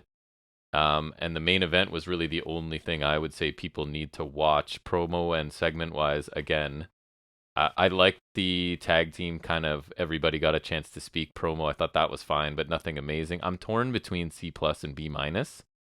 I guess I'll err to the side of generosity, and I'll go B-. I would say check out the main event. It was good, but nothing else really caught my attention. But again, I didn't hate the show. Like it didn't feel like a chore like the next thing I'm going to discuss did. But so I gave it a B. I'll give it a B-. You? Mm-hmm. Yeah, I think the main event was really good. The opener was fine. The women's match wasn't great. And the other segments were bad, but nothing stood out to me. So I think, like, because there was nothing, like, horribly offensive, I'll go with a B-, because it wasn't great, but nothing, like, if you said C+, I wouldn't argue with you, you know what I mean? Yeah. Even if you said C, I wouldn't necessarily argue with you. All right, well, that ends our NXT UK review, moves us into our next segment where we talk about other wrestling stuff that we cleverly call any other wrestling business.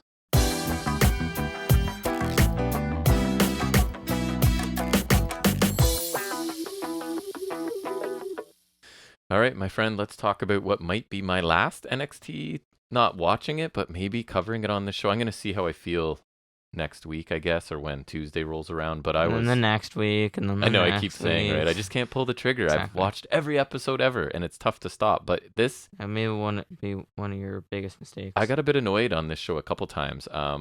But anyways, it What a starts out surprise. right. Starts out with Tony D'Angelo hyping up his goons backstage ahead of their match even tonight. NXT? They say they will show Anafe and Blade a taste of what Legado are going to get because this feud isn't over, unfortunately. So we're going to get more of this. So each of the kids gets a line to end the segment. They don't sound great, but I'm not surprised. So then it is Stacks and Two Dimes. I feel stupid even saying that. That's their names. That's pretty bad. They're taking on Anafe and Blade. So that's Malik Blade and Idris Anafe, who unfortunately are already in the ring. So that's not a great sign for them. So I don't really have a lot of notes for NXT in terms of moves because there are never any in 2 or 3 minute matches. We get a fantastic dropkick from Anafe at one point that looked awesome. Basically, Anafe and Blade dominate, hit a bunch of tandem moves. Then we get a Tony D'Angelo distraction, some basic brawling, and really limited wrestling by Dimes and Stacks. We go to a split screen in the middle of this as Legado without Lopez because I think she's getting ready for her match. So they're going to head to the ring. Blade botches a top rope move off of a hot tag. That was unfortunate because I kind of like Blade and Nafe, but it was like hot tag to Blade and slips off the top rope. It was not good cool. For him. Legado come out on the ramp. We get the double team moves by the Stacks and Two Dimes. Are you ready? A double punch and a double running boot. And Dimes and Stacks, actually that's their finisher. So they win their debut match in 6 minutes. This got 6 minutes. Wow, that is not great. Wow. D'Angelo then calls on Legado. They brawl until refs separate them. I feel bad for Anafe and Blade because I think they're kind of dynamic, really quick, and actually execute some double team offense and look like they have potential to me to be a decent tag team. And then Stacks and Dimes are just because they're involved in a storyline, right? They get the win here, even though they're really limited in the ring, at least what they showed here, and are saddled with a terrible gimmick. But they win in their debut, so that's your opener. It was not a good opener. And to be fair, sometimes NXT's opening and main event matches are actually pretty decent. This was not. Part of my frustration. Wesley talks to Mackenzie. He doesn't regret challenging Sanga. I'm paraphrasing, I think, here. He's small, Sanga's big. Mackenzie wouldn't understand. He has to do this, okay?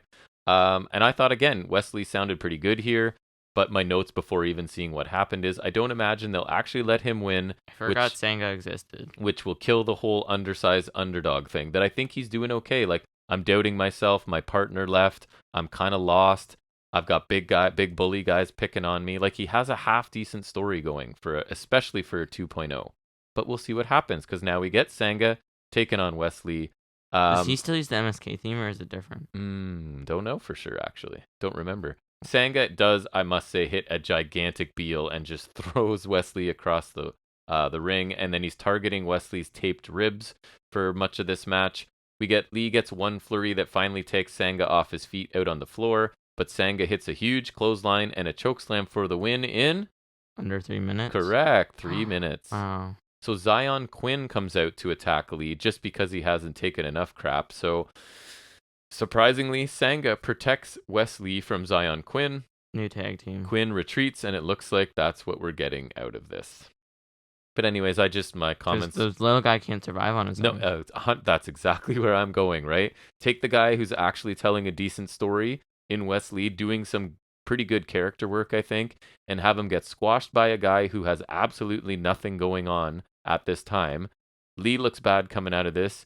Sanga could have done this to anyone and gotten the same out of it. I don't know why he needed to beat Lee, but I guess it's because Lee is so pathetic that he needs Sanga to protect him after the match. Like, I don't know how this makes... It's basically like Wesley is Sanga's pet at this point, right? Which is a great angle to be Great luck for in. him. I imagine Lee's losing to Quinn as well. I can't imagine they're going to push the veteran small Wesley over the young, big, and jacked Zion Quinn on 2.0. So, sorry, Wesley, you might be being punished for the sins of your tag team partner at this point. But At least I guess he's getting time on TV. He could have just been released or buried or whatever. That's true. Cora Jade and Roxanne Perez, if I'm not mistaken. Yep. Talk awkwardly backstage about Roxanne facing Lash. I almost wanted you to watch this because it was really awkward. Some lame story from the indies where they stood up to somebody who was picking on them or whatever. They're trying to, and maybe it's not fabricated. And that's the funny thing, is maybe these stories are true, but these two are so bad at delivering them, like you assume that they're made up and acting. Right. They might even be telling the truth, but it just sounds awful.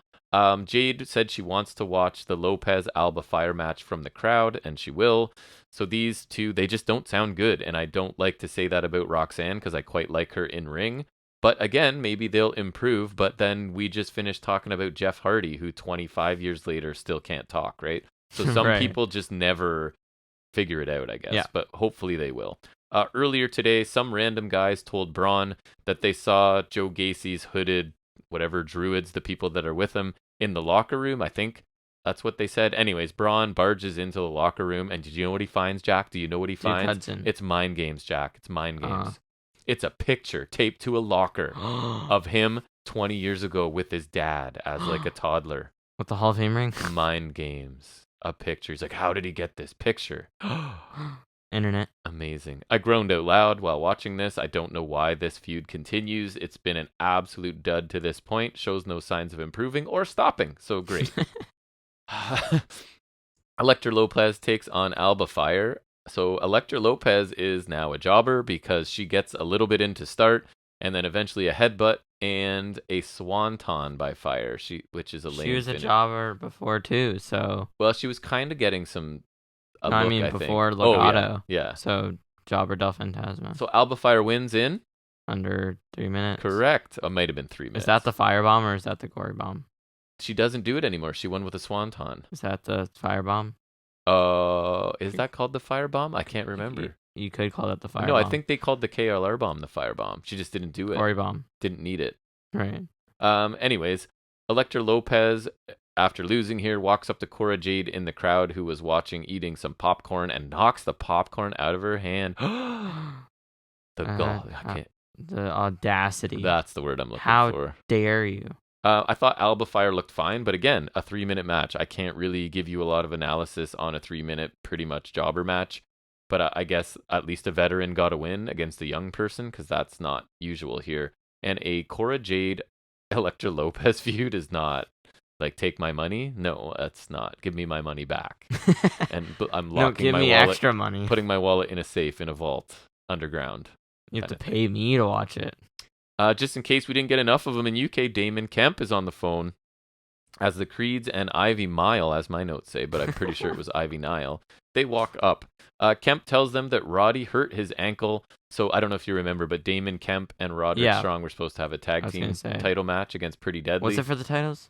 Maybe not. Sorry, but a match, we'll say. Yeah. But that match is off because Roddy hurt his ankle. Julius is mad about this. He goes on about how this isn't how Diamond Mine works, that Roddy should just tape up, lace up, and fight. And he points out, because I remember I told you that Brutus did that cannonball off the ropes and looked like he almost broke his ankles off. He actually mentions that, like he almost wrecked his knees and ankles, and he still finished the match sort of thing. And then Kemp walks away saying that he's going to check on Roderick Strong. Can I just say, like, Julius sounded light years better on the mic here. Like, humongous strides. Sounded actually like passable, as good as Braun Breaker, if not better. Not that that's a super high bar, but like, sorry. The Creeds have been bad on the mic. I thought this was like by far his best work here. He got to say quite a bit here, and he did a pretty good job. And if that trend continues with these guys, because they're really good in the ring already, but again, other than being in WWE, they have a bright future because they're a tag team and they're awesome, but they don't care about tag teams. Or people who have potential. Right, in general. We then find out that Fallon Henley has a bye to the finals because Nikita Lyons is injured. I was wondering, do you think Lyons was scheduled to win this thing? I think she's one of the top Who favorites. else is in there that could win? I don't know who it's going to be now, but Tiffany Stratton interrupts, calls Fallon out for taking the easy route by getting a bye, and that she says the country act doesn't have her fooled. Henley then stands up to Stratton, tells Stratton to go and set up the match then. Who's she going to set it up with? Don't they know that you just, like... I want in the tournament. You just say you want the match, and you have the match. You don't need to talk Or tell them that they have the match. Like, just be like, hey, you're facing me in the tournament now. And that is exactly what happens. I actually thought this interaction was fine. They needed to change things pretty much on the fly with the Nikita Lyons injury, so I don't think there was anything wrong with this at all. We then get Lash Legend, because I didn't get enough for her on NXT UK, taking on Roxanne. Legend dominates early, obviously hits a stalling inverted suplex and a double underhook backbreaker. A couple things that I don't know if she's done them before, but they look decent, so I think maybe she's learning some things. But Perez eventually counters a powerbomb attempt into the Pop Rocks, which is what they're calling her Code Red, for the win in under 3 minutes. 3 minutes. Like, what? It's a wrestling show, and the wrestling is 3 minutes long. Is it long. a wrestling show? Can the you even longest say that? match tonight was a bad 6-minute match to open so far. Like, what are you doing? Anyways, the longest match? If this talent can't put on something longer than 3 matches, don't put them on TV. Right. What? Anyways, whatever. This is where I get annoyed.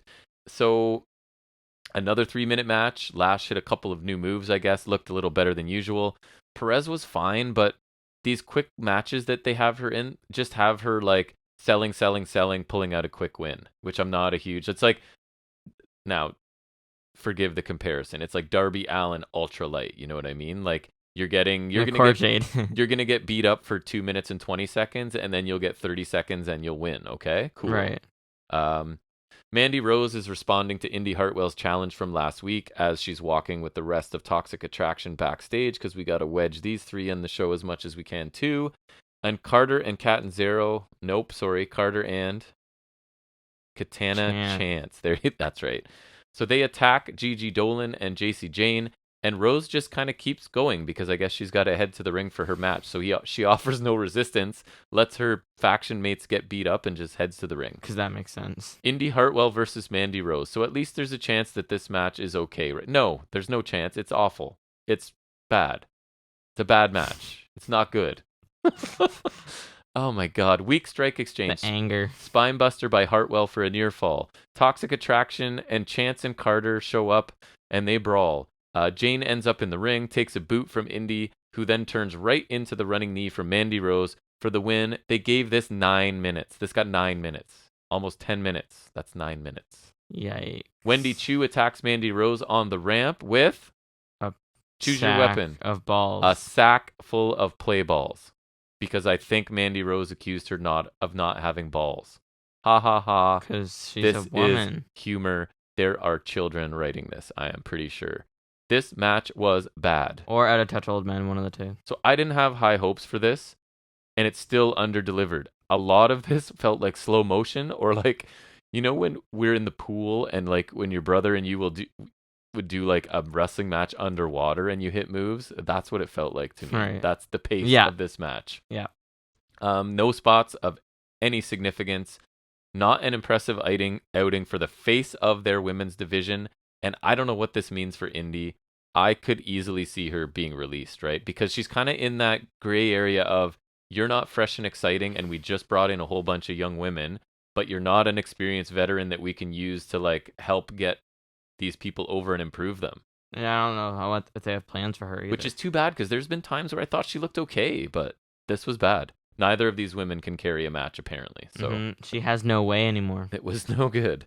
Mackenzie's then talking to Braun about Gacy backstage. Nothing will throw off Braun's focus. And then there's a TV. Except for mind games. Well, are we ready for some mind games? Oh, boy, am I. There's a TV behind them and a clip of him playing high school football plays on the screen. And so... Is he standing adjacent to it, at least? He is. Okay. And, well, it's kind of more behind him, I guess. But anyways, he decides to just explain for no reason that this was a game that even though his dad promised to come to, he didn't show up. So Gacy knew that. And I just think it's funny that Braun says that, right? You're being interviewed, this clip comes up, and you're like, why is that clip playing? That is the clip of the game where my dad promised to show up and didn't come and disappointed me. I am sad. Like, why? Why would he say that? Exactly. But anyways, but so Braun is sad, obviously, but says that Gacy still won't get to him.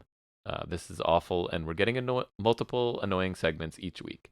Pretty Deadly speak about Diamond Mine, sorry. They say that their two minds and bodies work as one. Diamond Mines. That's why I was already looking ahead of my notes. They tore up the Diamond Mines locker room. We get some Yes Boys, which I do find entertaining, and they are ready for the Creeds at In Your House. These guys are like a bright light on this show. They continue to entertain me. I just wish they got more time. You could take one or all of the Braun Gacy segments, or what's the other storyline I love? Legato and Tony D'Angelo. Right, that's your favorite. Take time from any of those and give them to Pretty Deadly. Anyways, We get the newly made match, so I guess Stratton found whoever's in charge. We do get Fallon Henley taking on Tiffany Stratton. Breakout tournament, yeah. Yes, it's officially Stratton is replacing Nikita Lyons. So Stratton takes several shortcuts here because she's the heel. Henley shows some good aggression and a bit of charisma. Outside in senton and a tumbling elbow by Stratton. Bridging leg lock by Stratton, and she hits her twisting Vader bomb to win this in actually not 3 but 5 minutes. So this is Stratton won. This is like she did. Lyons is definitely meant to win then. I think maybe, right? So neither is Roxanne in the tournament. Yeah. So maybe you go with her instead. I think maybe. So I don't think either of these two are like anywhere near a finished product yet, but for my money, they show the most potential of the new crop that I've seen in NXT. I know that Roxy is really good in the ring, but I just haven't seen it out of her in NXT yet. Stratton is a crazy athlete, seems to be picking things up really quickly, and Henley shows good fire and like personality, which a lot of the other people they brought in don't. So as crazy as this sounds, I preferred this to the Mandy Rose Indy Hartwell match, and that should not be the case, right? I'm not saying that this was... That doesn't bode well for them, for sure. No, I'm not saying this was like a great match, but that Rose Hartwell match was a dud, I thought. Mackenzie talks to Chance and Carter. They're tired of being nice and are fed up and want a title match at In Your House. Wendy Chu shows up and she likes the sound of that match. So then Chu challenges Mandy for In Your House, and she thinks that Toxic Attraction will lose all their gold at the pay-per-view. Oh. Premium live event, how dare you? Sorry. How dare I? You're right. Recap of Von Wagner's Path of Destruction. Robert Stone narrates over footage of Wagner beating people up, and it was less than a minute, so whatever. Moving on. Thea Hale is back. We get a lot of this girl. So again, she's talking about her high school graduation coming up, her dreams to be in the WWE. She's smart, and she got accepted to a whole bunch of colleges. WWE is going to let her train and go to school. She'll decide which school to go to next week, because anybody cares. So what's my thought? What's the only way to make this interesting? She chooses what? Chase University. Right. And I thought of a funny idea, which I don't think they'll actually do it, but I think it'd be funny if because Stratton and Waller have been feuding with Chase University, right? Yes. And Stratton's rich or whatever, so she gets her dad to make up a competitive or a competing phony school, and then they try to enroll Thea Hale just to spite Chase University. I think that'd be kind of funny. Could be. So I don't funny in the sense it'd be awful. I don't know who could possibly care. You're gonna schedule a segment about an 18-year-old saying what school they're choosing on a wrestling show. That doesn't really make sense. There has to be something more to it, right? Yeah. Well, no, there doesn't, because it's NXT and it's terrible. But in a perfect world, there has to be more. So I don't know. In a world where something makes sense. We'll see. Braun Breaker's on the phone, and Duke Hudson interrupts him. Hudson says something about Braun having daddy issues, and Braun pins him against the locker because he's starting to snap. Hudson says that Gacy was right. Braun is predictable. Braun then releases Hudson. Hudson leaves. So it's this idea that Braun is going to not be able to contain his anger, and that's going to cost him. So this was a little foreshadow or whatever of that. I think Hudson sounds more believable than most people in NXT when he speaks. Too bad they don't really seem to have any decent ideas on what to do with him other than stick him in a main event tonight. Von Wagner versus Ickham and Jiro. Jiro attacks before the bell, but Wagner takes over. Von does what he does, picks people up and drops them in a variety of ways with a rest hold in between. And as with every match in NXT, the loser gets one flurry in the middle, and then Jiro... So he hits a moonsault to the floor and a tornado DDT in that flurry. Then Wagner jerseys Jiro. I don't know if you're non-hockey people, but that's when you pull the shirt up over their head. Wagner jersey Jiro. Because he wears his jacket, right? Yeah, I know. That's stupid. And he hits his whatever suplex slam thing that I don't think looks very good in 4 minutes. Like the thing where he has him in a suplex and he turns him over, or was it the fireman's carry one? No, not the fireman's carry. Oh, so it's the stupid one. Yeah, the one that's oh no. The angle slam, neck breaker, what is it? Kind of that one. Oh, that one. So Jiro must not be a total jobber because he got 4 minutes. He got an extra minute, which is great for him. An extra minute. So Sophia, whatever, Cromwell, I want to say. I think I'm right, actually. She wants Wagner to throw Jiro through the announce table, but Briggs shows up because I don't know why, to be honest. Because he's going to lose. I guess since Kushida's gone, Jiro needs someone to defend him. And I guess Brooks Jensen is out still, right? Yes, so I guess that's right. I guess Briggs will be the next fodder for Wagner. I don't know. Wagner has the exact same match every time, and it's not very interesting. Tony D'Angelo wants things to end with Legado at In Your House. He wants one more meeting. No more meetings. No. And this time he'll go to Legado since they came to him last time. His kids try to talk him out of it, but he has something up his sleeve. I don't care. More of this angle. Make this stop. I feel like they're trolling me with so many segments dedicated to stuff I hate. But anyways, Robert Stone is backstage with Von Wagner and Sophia Cromwell. Stone is worried because Wagner has made so many enemies in NXT. Sophia interrupts and says that they have to make waves to get noticed and that Wagner can handle anything that comes his way. Sure he can. Mandy is mad about Wendy Chu wanting a title shot. She says Wendy is a kid, but Mandy is a woman. JC Jane mocks Chance and Carter's size and calls them Oopa Loopas who can't keep up. The classic WWE. You're small. You can't be good at stuff. Small people are the They're worst. the worst, right? Dolan says that they will walk in and out of In Your House with the titles. Another group I can't stand that gets multiple segments with none of them being entertaining or good at what they do even. So it's starting to, this is where I have in my notes, this episode is starting to make me angry. Little bit better, we go back to the barbershop with Carmelo and Trick Williams. Hayes shows up. Carmelo Hayes wants the belt back at In Your House. He's lost without it. Grimes is the one who shows up in a black suit, sits down to talk. Grimes says he takes exception to being called lucky. Mello says Grimes can't rock the title like he does. They insult each other some more, and Grimes brings up Nathan Frazer, who he considers a better version of Mello. Grimes says he will beat Frazer next week to get ready for Mello. So compared to other things on this show, actually a really good segment. I do like the setting of the barbershop and just somewhere different other than backstage or in the ring. Mello and Grimes are talented performers, so this is a solid segment. Could be the best thing on this episode, and that is sad because it wasn't really anything special. But anyways, Giovanni, have you heard of this person? Giovanni Vinci vignette? What? That is a horrible name. Coming soon, and it's all about like status and name brands and being rich and blah blah blah. How original! That sounds just slick fun. Slick looking vignette at least, but I have no faith that it'll be interesting at all. That sounds fun. Main event time. You ready? Excited? Yep. Braun Breaker versus Duke Hudson. Gacy is shown speaking to his druids before the match, and they are high up in the stands watching the match to start. It's physical back and forth match. Hudson hits a belly-to-belly overhead at one point. Gacy and the Druids make their way to ringside, obviously. Hudson throws Braun off the top, then onto the apron to the floor at the Druids' feet. Braun takes over the match, eventually clotheslines Hudson to the floor, at the Druids' feet again. Braun ends up fighting off the Druids. Hudson has a chair. Braun gets the chair, swings it at Gacy and misses. Turns around and just snaps, I guess, and hits Hudson with the chair. The mind games have gotten to Braun Breaker. He gets disqualified as Gacy tells Braun, "See, I told you can't control your anger." Ooh, he got him. A decent match, pretty heavily booked at the end to further the Braun's anger is going to cause him to lose stuff. I guess I get it. I don't think it was a bad match, but the non-finish doesn't help it. Hudson isn't bad, and he can work the WWE style no problem, and I think with his size and look, like he feels like a main roster addition eventually. But yeah, this show, man, overall, this was a battle. There's not one match that was worth watching. We got a not great 6-minute opening match, a Sanga Squash Lee match, a Fire Squash Lopez match. Roxanne beat Lash in 3 minutes. Rose Hartwell had a bad 9-minute match. Stratton had a decent 5-minute match with maybe match of the night even.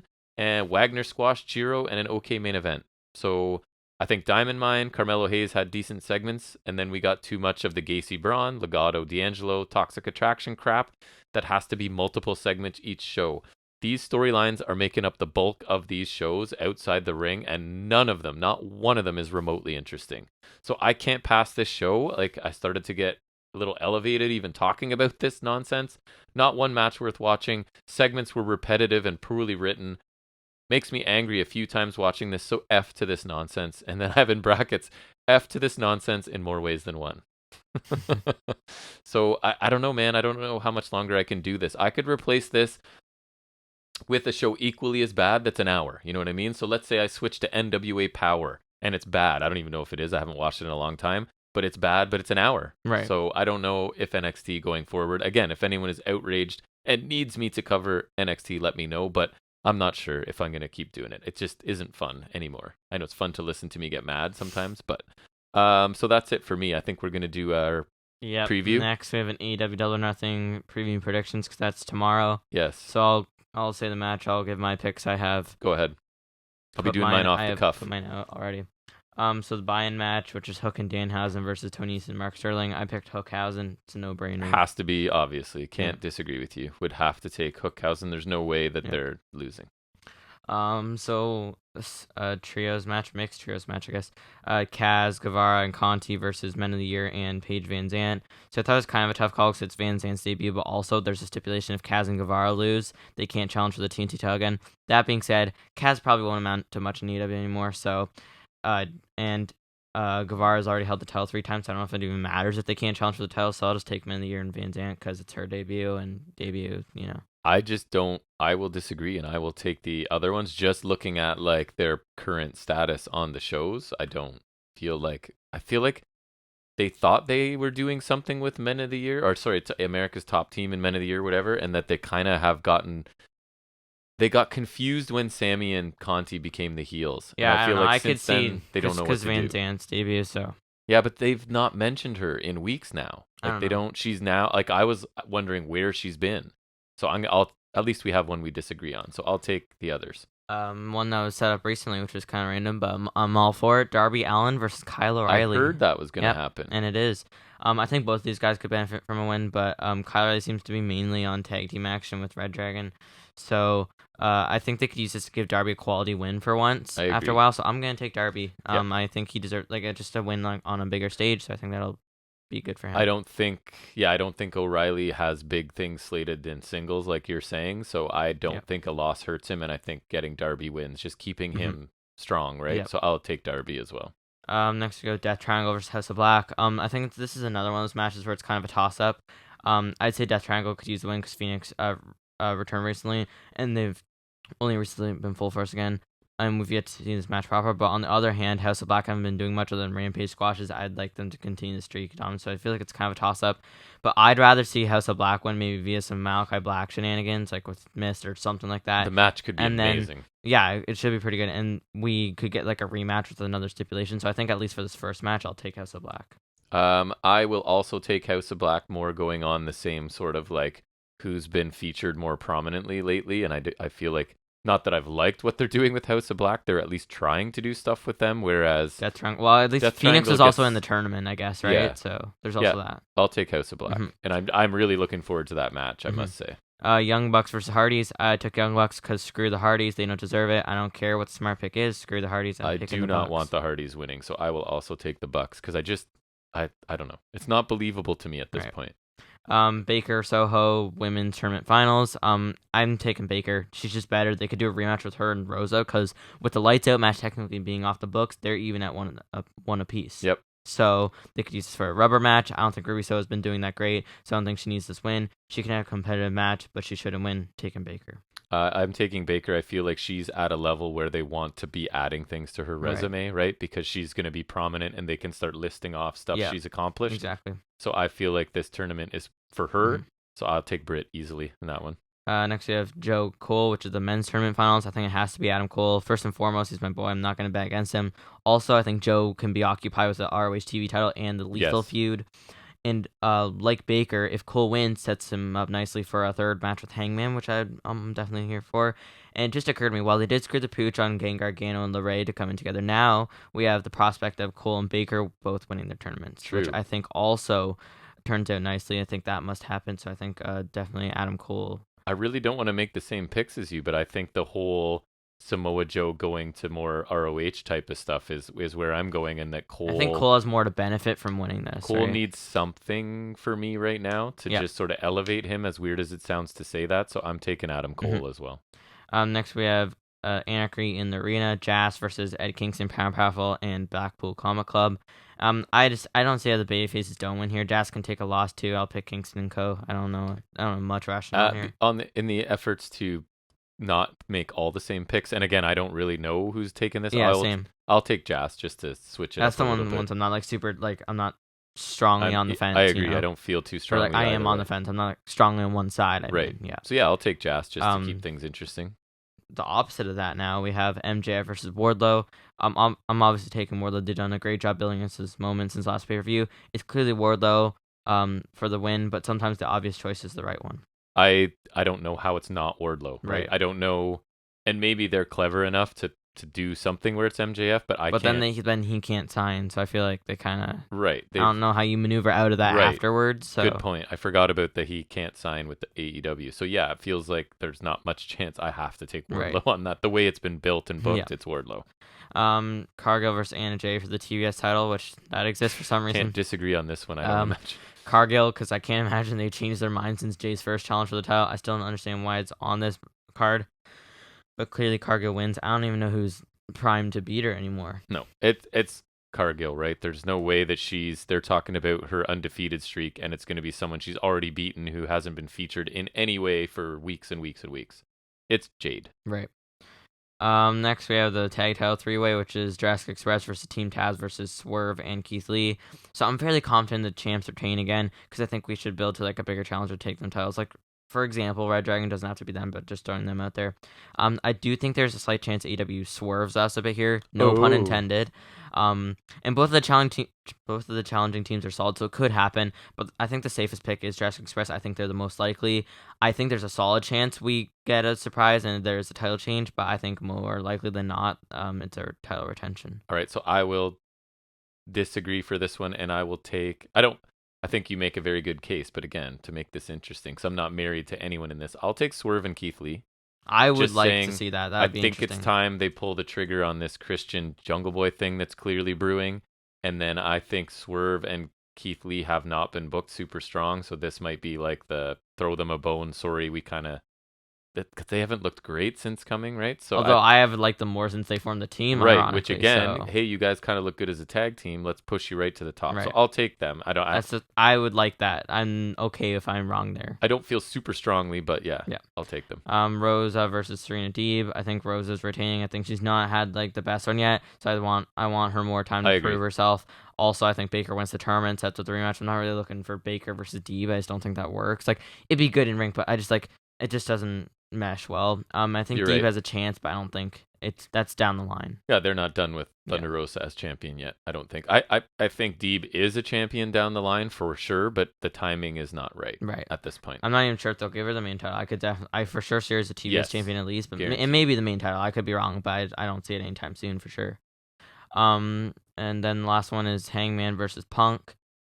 This one's kind of tough to call. There's quite a solid chance Punk walks away with the title. It'd probably be a draw. It could be interesting if he stayed heel. I don't think it's the smartest decision, though. I said before, I think Tony Khan's smarter than that. He's considering he planned out the first 4 champions. I think he would know. I think the money is in MJF being the next champion. I think Hangman has been doing really good, contrary to what some people think. I think he's been doing great, and I think he still deserves longer. Like, I know the thing is they keep doing the long reigns, but when it works, it works. I think Hangman deserves a long run, and then drops it to MJF maybe like in the fall or something, maybe at Full Gear. I think a rematch with Cole is on the horizon as well. Again, like, I'm not looking to see Punk versus Adam Cole. No. I think it's Hangman here. It is a bit tough to call, but I think the stronger pick is Hangman. Yeah, I'm contemplating picking against you just for the sake of it, but because then you could also go back to Punk MJF, right? That would work. Yeah, again. I agree, but then I feel like Punk doesn't get a long title run of that, and I don't want them like playing like that's kind of hot potato with the title, like, and I don't It's not their the style. way they ended it too. I'm not like necessarily like burning to see Punk. I think you could also go back to Punk MJF when MJF wins the title. Yeah, and I think they're which I like better. And I'm hearing that there may be like Punk Kenta might be the where they're going. I think he doesn't want to do that. So I will take Page as well. I have to agree with you. I just think, I feel like he's not done yet. He's having really good matches. I'm not sure his reign has been super impressive. I've enjoyed it. Yeah. So I'll take Page as well for that one. And that is it. It's a pretty beefy card compared to their other ones. I think it's like 12 matches or something. Crazy. That's a lot. It's going to be lengthy. Yep, but it should be good. Yes. Tomorrow. That's right. So we will move into our last segment. You said you have some stuff to report this week. Indeed. We will get an update from the world of wrestling action figures in a segment we call Figuring It Out with Jack. All right, so they were doing fan fest reveals. There's a lot of stuff all over the place. So I wrote down some of the lineups, like ones that are without any notable images, so then I can just run through those quick, and then I'll talk there's about lots other this stuff week. based off of images. Yeah, because they were doing Cool. FanFest. They always have reveals around the pay-per-views, which I kind of like. Then Right. like you kind of know when stuff's coming. So there's the AEW Unmatched 6 lineup. So we have Brody Lee, which I think is like a red suit Brody Lee. Actually, here's a render of it. So that's pretty nice. Actually, I like that they're still Oh, nice. they still have him around. So that's pretty cool. Then there's Ruby Soho, which that looks like Ruby Soho. That's what I'll say about that. It does. Then there's Santana Ortiz from Blood and Guts and like the inmate suits or whatever with the face paint. Yep. So first face paint for them. And then we have Santana. Oh wait, I already said them. Santana Ortiz, yeah. And then there's Malachi Black too, which I don't have a render of, but he's in there. And then there's also Luminary's Owen Hart. So that's like an old Owen Hart with like long hair, tights. I don't know when that's from. That's Pretty old Owen Hart though. So that's Yes. kind of neat. So that's that lineup. And then there's another lineup. There's on Match Series 7, which has one of the LJNs. So there's an LJN style CM Punk in the long tights, because that's just gotta have long tights Punk, right? Gotta. Then there's the entire Death Triangle, so that's pretty cool. And Nice. I always love more Lucha Bros, so I will definitely get that. Could it be? I don't. No, wait, never mind. At first I thought it's a gray render. I thought it might be Joker Penta for a second, but then I looked at the back graphic and it's definitely not Joker Penta because it's not the cards. I need Joker Penta. That would be cool. So there's an entire Death Triangle. Pac is like Pac comes with the screaming head, and then he's got a blindfold and an eye patch head. That's interesting. Nice. Kind of one use heads, but that's interesting. Then there's Thunder Rosa, so that's cool. I don't know what her face paint looks like. Again, a gray render, and then also Hook, so that's cool. I would definitely like to pick up Death Triangle and maybe Hook. Hook has a figure already. That's cool. Yep. That's on quick. the way. Quick. Next we have 8 on Match Series 8. This one's particularly interesting. The series, not the specific figure I'm about to mention, because it's Arn Anderson. Yeah. It's better than Kid Anderson. There you go. Brock Anderson. Yeah. Alex Reynolds, which not thrilling, but does complete the Dark Order set, as he was left out of the last set, so I'm fine with that. Abaddon, which I think is interesting, because where's she been? That'll be a unique figure too. The entire House of Black. Oh, nice. Which I love, because cool. Another Malachi Black, that's fine. Buddy Murphy getting a figure. Yeah, I know. I saw that. I was like, yes, because I'm cool. so picking up a Buddy Murphy. Nice. That'll be awesome. And even Brody King's pretty cool, but I'm mostly excited for a Buddy Murphy. So then there's concept art for the red Owen Hart, and then there's another black Owen Hart. So it's like a similar one in black tights, and then there's this old belt it comes with. I don't know. I assume it's from like Japan or something. Yeah, it's interesting. I think it's just like a render, but I think that's interesting. And then there's Unrivaled 13 lineup. You ready for the most uninteresting set of all time? Bunny, Butcher, Blade, Danhausen, Hardys. Yeah, that's not great. Butcher might be a cool figure, just because he's crazy but looking. Just like from a talent perspective, that is like the least interested I've been in one of their sets. Not star-studded. Then this set's pretty interesting. Not super interesting is we have best friends. So there's Trent Beretta, Chuck Taylor, Orange Cassidy, where's he been? Chris Statlander, but gets interesting with Keith Lee and Swerve Strickland. Oh, cool. So I'm very excited for that, because the only Swerve I have is a basic. So give me a better Swerve, please. That is very nice. And so now I can run through the stuff that I haven't covered. There's a bunch of stuff on their Instagram. So they've got another one of the scale rings. This time it's a Rampage one. So it's got like the Rampage apron. This one actually has a different ring mat, because it's got the logos on it, which they don't usually do. And then it's got a exclusive Sting, which it just looks so weird to me, because you know most how of the Sting ring mats are just like plain. Yeah, because like on Rampage they have logos for them, and then there's another Sting which you want real bad for sure. There's a ringside exclusive Jim Ross, with the commentary chair. Interesting. And then there's also coming up a ringside exclusive Tony Schiavone and Excalibur, so they're doing an entire commentary set. I think they're separate, but still, I think that's pretty cool. That is interesting for sure. And then there's gray renders of Unrivaled 12, so there's FTR, Mox, Jamie Hayter, and Private Party, so that's kind of cool. Yeah, I'd definitely get the Private Party because I don't have them yet, or even FTR. Then they've got package images for the Street Fighter Elite figure. So then there's Omega as Akuma. I don't know. He's got like the red hair and like the logo on his back. Remember they did that? I think it was like Fighter Fest or something. Oh yeah. The Street Fighter gear. And then there's Matt Jackson as Ryu. Nice. And Nick Jackson as Ken. I think the packaging looks really cool. Yep. Like they're really cool. I'd get those just because I really like the ring gear. I'm not a Street Fighter guy, but I like the figure. I'd get those for the figures. Fun. I played a lot of Street Fighter. Then there's a Shop AEW 1 of 3000 exclusive Omega. It's the exact same as the Unrivaled Force. The figure I have, it's just the shirt is exclusive and the packaging is exclusive. So it's like that's the kind of thing collectors would go nuts for. Yes. I like to have it because I think the packaging looks cool, but I'm not gonna bother because you have it. I have the figure and also I don't have money. Then there's 1,000 Shop AEW Mock, so it's similar concept. I figured that's already released, and then the shirt and exclusive. So I think those are they did one of those with Jericho as well, actually, a little while before. And then I'm just so the AEW Supreme line, which is like their Ultimate Edition. So we've already seen Series 3, so they have. We've already seen the first 2 series because remember there's the Cody and the Baker, and then there's the Omega and the Black, the one the multiple pants. Yep. So Series 3 is Lucha Bros from the cage match. So it's back here, so it's really cool. Like Penta's got like 4 heads. Match. And like I really like that. It's so like colorful, and you get like the headdress and like the jackets. Oh, nice. And you get interchangeable arms for the jacket, so it's really cool. I think that's awesome. The Phoenix looks awesome too. I think that's like one of their best gears. If it's not Joker Penta, it's gonna be that. So yep, those are nice. I think that's pretty cool. Then there's some wrestling buddies. There's Long Tights Punk, Purple MJF, and Sting. I don't really care for those. There's a Walmart exclusive Unmatched Hangman. There's a lot of store exclusive they revealed, which I think is odd, which it just makes it hard to track down everything. But it's a promo gear Hangman. I actually kind of like that. Nice. That's pretty cool. One of his shirts, classic shirts. Yeah, I think that's pretty cool, and I think that's kind of cool as a store exclusive because I don't love when like there's promo gear ones hogging up in the main line. At the same time, I do want to guess. I don't know. It's cool though. And there's also I think this one's Walmart exclusive. CM Punk and Trunks, thankfully. So I'm hoping these make. My only worry with the store exclusives is that they make their way out to here. Yes. So I think Target exclusives will find. I think the Walmart exclusives might find their way here. Right. After a long time, if they even get here. And then the Target exclusives are where I kind of worry because they might show up at Toys R Us. But then also I don't. Maybe we get them at GameStop or something. Yeah. My worry is because there's a Target exclusive Darby Allin, and you bet your ass it's got body paint. Nice. Oh yeah. Finally. Another body paint Darby Allin. Let's go. Looks I think good. It looks sweet. And I will buy any Darby Allin. Like, give me a Darby Allin, I'll be like, yep. Nice. If you have money. Yeah, if I have money. Which you don't. I don't. There's also a store exclusive Guevara, Target, Walmart. I don't know. It's red Trunks. It's Cool. basically just a repaint of the figure I have. I think it's still kind of nice though. On match 5, Bryan Danielson, so he's getting in there, which is cool because I'll definitely pick that up because I like they usually have good posability. On match 5, Omega, so this is promo gear Omega, like prime heel era Omega. Oh yeah, so that's pretty nice. Then there's another Darby Allin, this is in the main line with the Sting paint.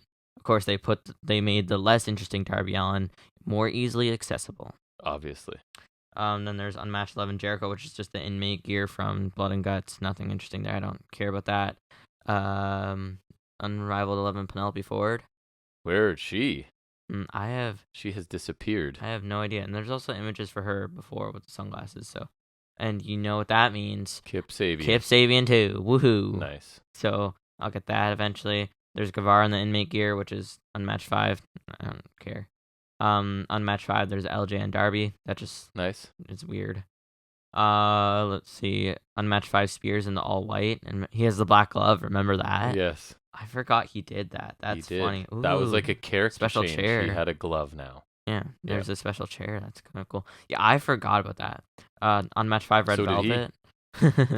So I think everyone did. Unrivaled 11, Adam Cole. Definitely gotta get that. Cool. Even though I got new Adam Cole not too recently. And there's Jungle Boy in the green gear, which is kind of cool. And a lot of these are prototypes, so the faces look kind of weird, but I think that's alright. And then there's the Cody and Baker that they already showed, but Baker does have the new women's belt, so it's bigger, not nice, not midget. A bracelet. Yep, and that is it. I nice. think. Oh wait, Unrivaled 10. It's just a lineup. There's Britt Baker, Miro, Taz, Wardlow, Jake Hager, Andrade. Nice. And yeah, that's it. There we go. That's good. We got a nice, good sized chunk of stuff coming. That's interests you greatly. So you got to start saving some money, get a job, do something, make some money. Mm-hmm. So you can spend it all on wrestling figures. It's a good investment. Yep. But anyways, I wouldn't be surprised if we review the AEW pay-per-view that I forget the name of, which is...